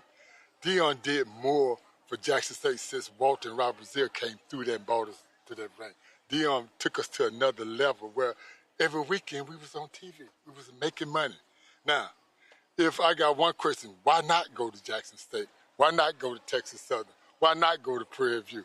I'm a 6th round, first round pick from my HBCU. And if I got anything to say to anybody, go to a HBCU. A 6th round pick who's in the Hall of Fame. All the way there. Walk right in through the door. That's it. Always good to see you, my brother. Thank you, my brother. I appreciate it. Thanks a bunch. Thank you. How did you hit him today? Roland, I picked up the game of putting, and there's 2 things I'm going to promise you that I'm going to do. Either it's going to go in or I'm going to miss it. Yeah, that's true. That's true. So that's true. That's my game. Well, my putting was good today. Well, you need to get out there. Yeah, I was. It was a little hot today. Out of an 18 holes, I think I got 9. You made 9 putts? 9 putts. Oh, well, you on fire then. That's 50%. Hey, it's Hall of Fame of 312. Hall of Fame of 312. Robert, I appreciate it. Thank you, man. I appreciate it. I want to bring up a guy who played the linebacker for the Tennessee Titans. My man. He invited me here. Him and his wife chased me down like bill collectors. They were texting, call him, come on, Al. Texting, calling the brother. I said, I'll come on out. And so Al Smith, come on up here. You take the microphone there, Al. There we go. So first and foremost, just talk about Houston Oilers, too. How many years you played with H-Town? 11 years, and then I worked in the front office when I retired. I got hired in the front office and became a Tennessee Titan in the front office, and that's when I moved to Tennessee and been here ever since. See, I forget the Tennessee part. It's the Oilers part. It's the Oilers part. Talk about the golf tournament, and y'all hold multiple ones across the country. or was this one just for Tennessee? Give folks an understanding of what the NFL alumni does. Well, the NFL alumni is obviously is across the country, mostly in NFL cities. The one we have here is the NFL Alumni Tennessee Golf Classic for Tennessee that benefits charities in Tennessee and people in Tennessee. But we have players come from all over Atlanta, across the country, Hall of Famers, just like you had on, whether it be Robert Brazile, Marcus Allen, Derek Dickinson was in the house today. Everybody was here enjoying themselves. And we have it across the country, but everyone in different cities, whether it be Dallas or what have you, they have their own NFL alumni tournament there. I don't care about Dallas. I got somebody director. He'll be a Cowboys fan, but he also tired of losing. But go ahead. Yeah, but it's across the country. But our focus here is Tennessee and giving back to the Tennesseans and uplifting the people here. Talk about the charity that's helped. It's helped American Cancer Society, NFL alumni charities. NFL alumni charities are all kids-based, whether it be Big Brothers, Big Sisters, whether it be American Cancer Kids with Cancer, whether it be Boys and Girls Clubs, kids. Tennessee Edge has Benefit, which is an organization that benefits kids in sports leagues, whether it be uniforms, shoes. Kids, can't get shoes, whether they have uniforms, just so they look like a team. Got it. We grew up, everybody wearing everything just to get out there, but don't look like a team. So just the basic things that we take, that some people take for granted. We want to be able to give kids the opportunity, to feel great about themselves and about what they're accomplishing. All right, then. Well, I certainly appreciate being invited. It was a great day. Is Pac-Man Jones still here? I don't know. I haven't seen him. All right, send him. He said he was carrying the team. I didn't get it. No, he wasn't. No, he wasn't. He wasn't carrying the team. Now, he know better than that. Roland's a good golfer. He know better than that. No, Pac-Man, you know who was carrying the team. Stop it. So let me know if he's in there, because he said, I want to do your show. Okay, I didn't get his number. I had to leave. So hit him up to see if he's still here, so we'll get him on. I'll give him a quick call. I don't know how much time he got. All right, I appreciate it. Thanks for the invite. Thanks a bunch. Thank you. Appreciate it. All right. So, folks, we're going to try to get Pac-Man Jones, if he's still here. No, Javon Kirsch is still hanging out in there as well, so we'll try to grab him as well. Let's go to a quick break. We come back. We're going to do our ShopBlackStarNetwork.com segment, and then we'll have a little bit more here from Nashville at the NFL Alumni Charity Golf Classic right here, Roland Martin Unfiltered on the Black Star Network. All right, folks, let me tell you about Chapter. Now, if you're on Medicare or about to be, the system is not set up to work for you. Too much fine print, too many plans, and too many people making money off of your confusion. And look, we're used to this. We're no strangers to systems that don't have our best interests at heart. But we don't have to accept it when it comes to Medicare. That's why I'm telling you about Chapter. Their advisors are independent and honest. In fact, they're the only Medicare advisors that compare every plan nationwide. And they're focused on one thing: what works for you. If there's a better plan out there, they'll find it. If you're already in the right one, they'll tell you that too. There are no games. Just last year, people who switched with Chapter saved an average of $1,100. It's 20 minutes and a real person. It's completely free. My parents actually have already called. My mom sent me a text. Folks, give Chapter a call at 724-264-8281, 724-264-8281, and connect with someone you can trust. Folks, these are the kind of services that we need for our audience here at Roland Martin Unfiltered and the Black Star Network. So call Chapter right now, 724-264-8281. Hello, I'm Paula J. Parker. Truly proud on the Proud Family, Louder and Prouder on Disney+. And you're watching Roland Martin Unfiltered.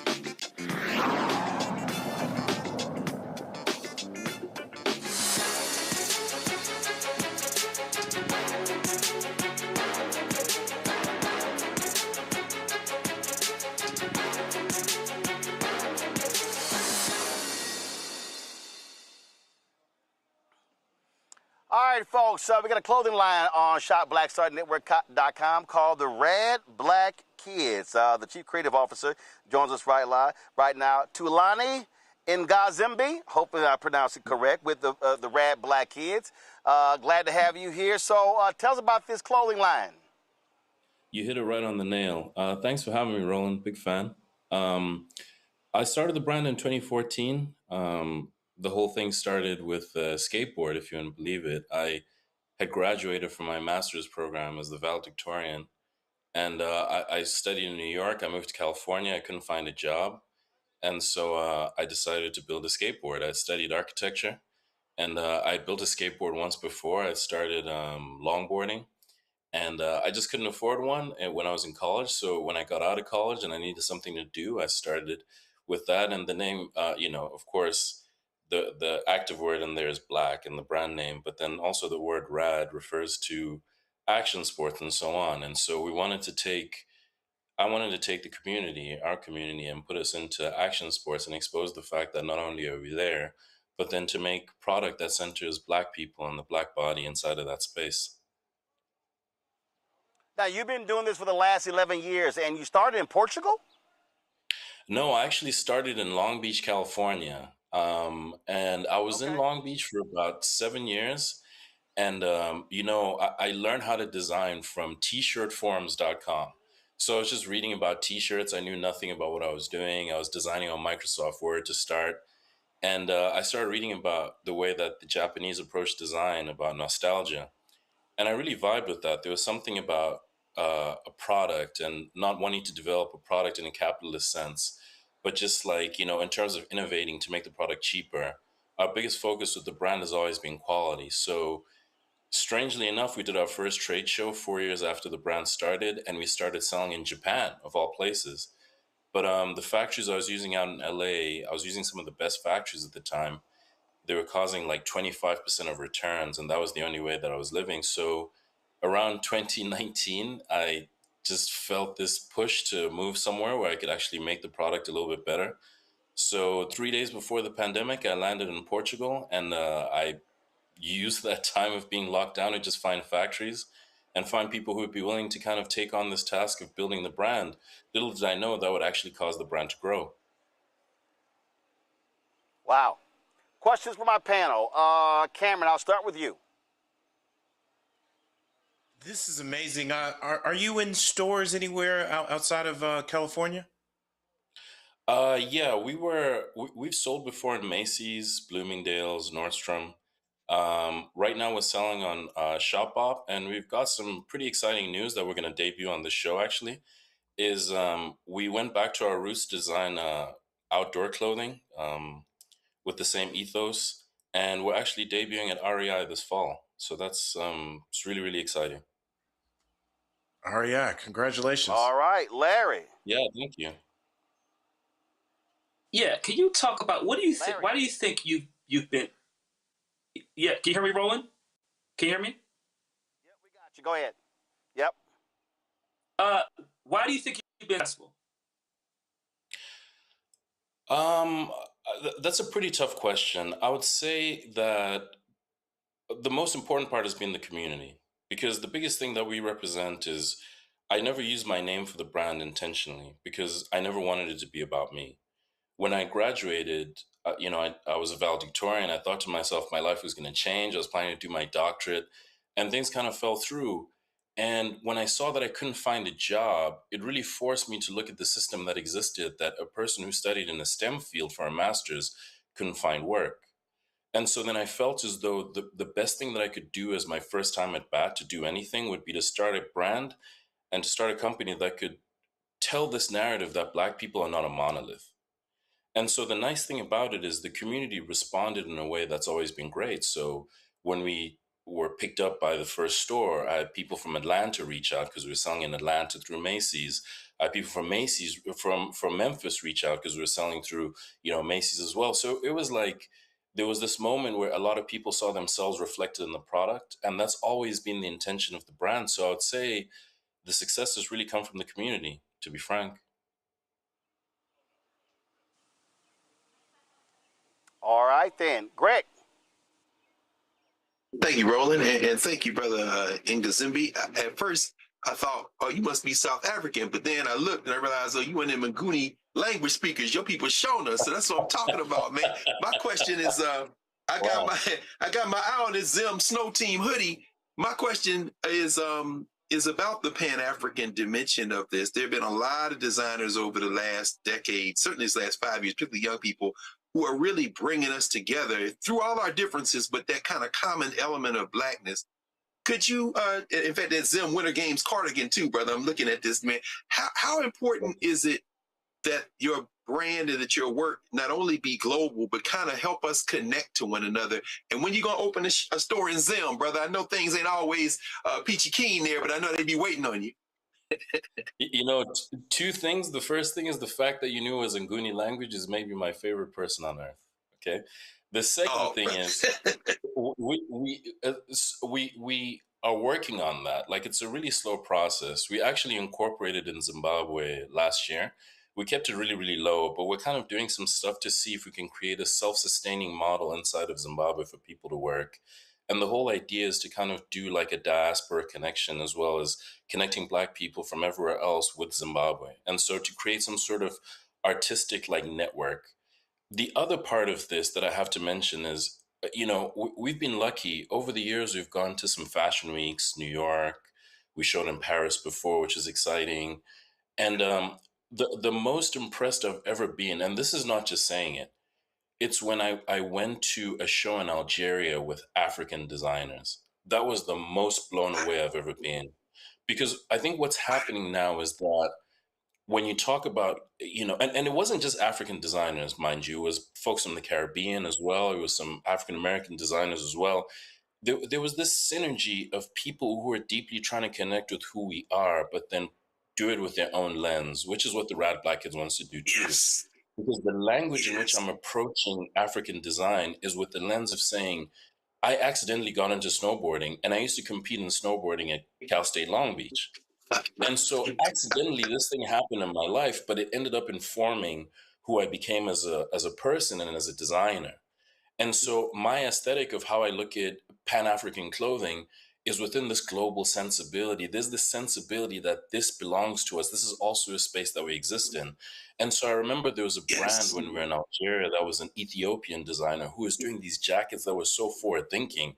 I couldn't actually understand how her brain was working to make that. But still, it was within the lens of Ethiopian design, and it was still within the lens of how do I show what my people do and who it is that I am, and offer something of value that adds to the aesthetic, not just the aesthetic of just us as Black people across the diaspora, but us as designers within the sense of how do we compete with everybody else in the space. Thank you, Ben. All right, then. So, folks, so do this here. So the Rad Black Kids, folks, go to shopblackstarnetwork.com. Take a look at their products. Again, when you support their products, you support this show as well. So go to our marketplace segment. You will see the Rad Black Kids. You see all their products there on the website. You see it right there. So please get their products. My brother, I certainly appreciate it. Thank you so very much for joining us. Thank you, Roland. I appreciate the opportunity. Thank you so much. All right, then. Hopefully, we'll bring the show down to Portugal, and then we'll hook up. I'll be honored. I'll be honored to host. All right, then. I certainly appreciate it. I appreciate it. Thank you so very much. All right, y'all. I'm going to talk to one more player from here in Nashville, the NFL Alumni Charity Golf Classic. Y'all might remember him. He had a nickname. He was called the Freak. Javon Kurz, what's up? What's going on, Doc? Freak out.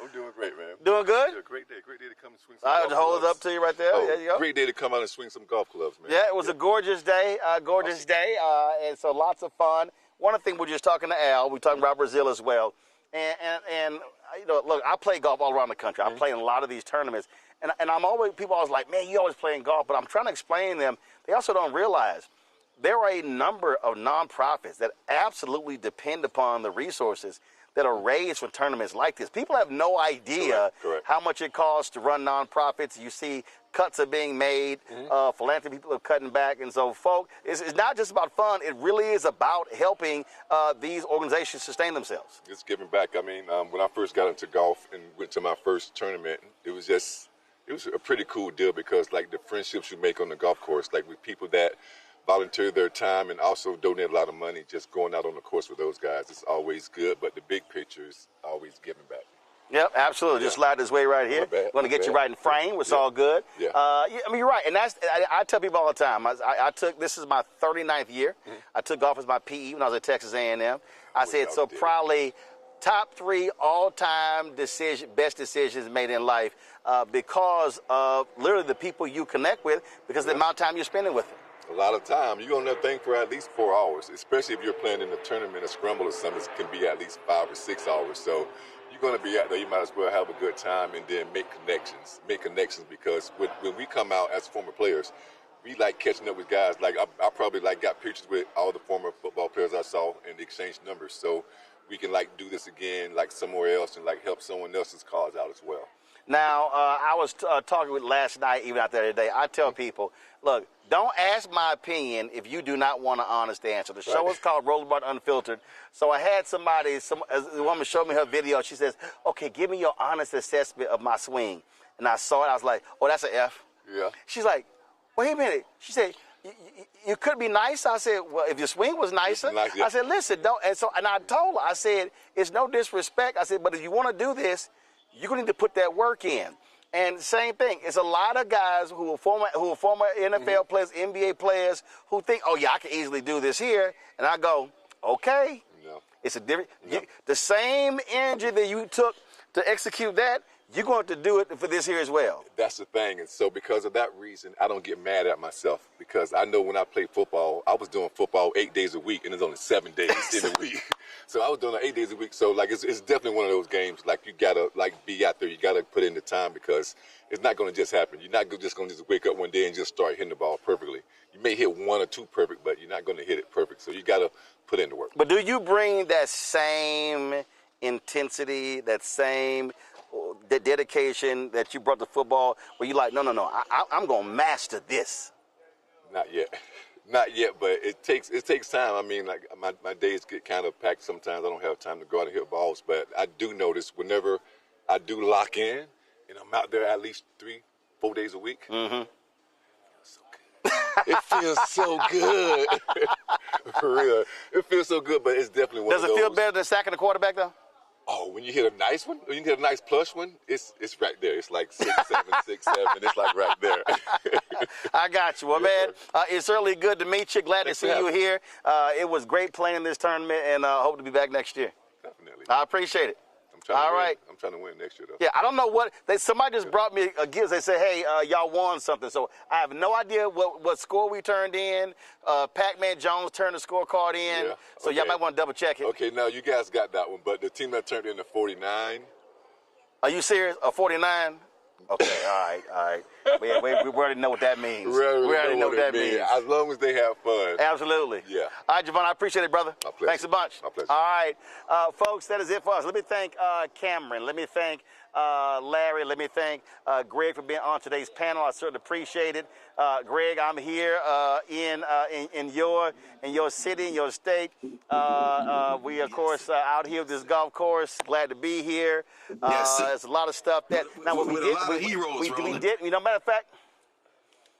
Yeah, a lot of heroes. Heroes. In fact, let's do this. I actually want to do this here. But yeah. Oh yeah. Oh, absolutely. Okay. Now, before we go, I meant to do the data center story. The drama is happening at Fisk. So, Greg, this is on Thursday. Let me just go ahead and get. I'm not going to play the video, but let me just go ahead and get y'all three perspective.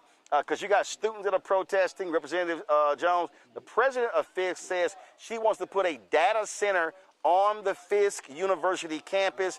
They've had protests. People will say they don't like that. So let's just get y'all thoughts on that. Greg, I want to, your relationship with obviously Tennessee State and Nashville, I want you to weigh in on that. Yeah, I saw my man Cass Teague out there. I will say this very quickly, Roland. I am really concerned that this is the opening salvo in an attempt to buy data centers at HBCUs. Like Larry said earlier, maybe Cameron, you said it, a lot of them are in these small places, and I'm really scared because that's right down the street from Tennessee State, and Meharry is across the street. They could start trying to offer HBCUs what would seem like a whole lot of money to host, and you could look at it in Huntsville. You could see it in Jackson, Tennessee, with Lane College, Tuskegee. This might happen over and over again. But in terms of Nashville, brother, I would say this. I grew up as a Houston Oilers fan, Earl Campbell, all them guys, Dan Pastorini, Warren Moon, and I, from Nashville, don't accept the Tennessee Titans. So I'm just telling you now, brother. Why you say I was a Houston Oilers, Bum Phillips, and all them, brothers. So I'm just telling you, I don't watch NFL no more, but the Oilers stayed in Houston, brother. That's all. So I just want to say that too. Love you, Blue. Absolutely. Cameron, your thoughts again on this controversy of a data center on the campus of Fisk University. I think this is this actually ties back to what we talked about earlier in underfunding HBCUs, and so many HBCUs looking for whether it's quick or what they consider good money, but all money isn't good money. I'm pretty sure that for them to even be considering this, there was some maybe initial financial compensation, or they were told about how much money this may generate, but at what cost? You're going to spoil the land, you're going to spoil the water. The emissions that come out of this, while data centers are going to be needed and now in our future with the amount of data that we do need to store and process, putting this right in the heart of schools, it feels like old redlining. It feels like every time Cancer Alley down in Louisiana, it feels like them putting something right on a HBCU campus and maybe giving them a few dollars, even if it's a couple million up front. But then now you've turned a campus that is it's like building a campus on a power plant or building a campus on an industrial waste site over the years. And what will that do to the community? What will that do to the school? What will that do to so much? And what legacy will that leave for others? Real quick, let me get Larry here. Larry? Yeah, this is not a good idea, and hopefully the political pressure we've seen in the last couple of days, the president reverses this decision. It could be not only detrimental for HBCUs, for Black communities in terms of data centers and the economic impact, and also the environmental impact. All right, then. Folks, gentlemen, I certainly appreciate it. Thanks a lot. Folks, that is it for us. Tomorrow I'll be broadcasting live from Memphis. I'll be giving a speech tomorrow. The Juneteenth ceremony there, so look forward to being in Memphis tomorrow. And I'll be in Dallas on Saturday. Y'all support the work that we do. Join our Bring the Funk fan club. If you want to contribute via Cash App, use a Stripe QR code. You see it right here on the screen. If you're listening, go to blackstarnetwork.com. Check some money order. Make it payable to Roland Martin Unfiltered, P.O. Box 57196, Washington, D.C. 20037 at 0196. PayPal's R Martin Unfiltered, Venmo RM Unfiltered, Zelle Roland at RolandSMartin.com, Roland at RolandMartinUnfiltered.com. Of course, download the Black Start Network app, Apple phone, Android phone, Apple TV, Android TV, Roku, Amazon Fire TV, Xbox One, Samsung Smart TV. If you want to, of course, get our Roland Martin Unfiltered swag, all you got to do is go to shopblackstarnetwork.com, shopblackstarnetwork.com to get that. And then, of course, support our Black-owned products. You see it right there as well, shopblackstarnetwork.com. Folks, that is it for us. I'll leave you with this wonderful view of this gorgeous course here in Nashville. It's been an absolutely great time. We have the NFL Alumni Charity Golf Classic.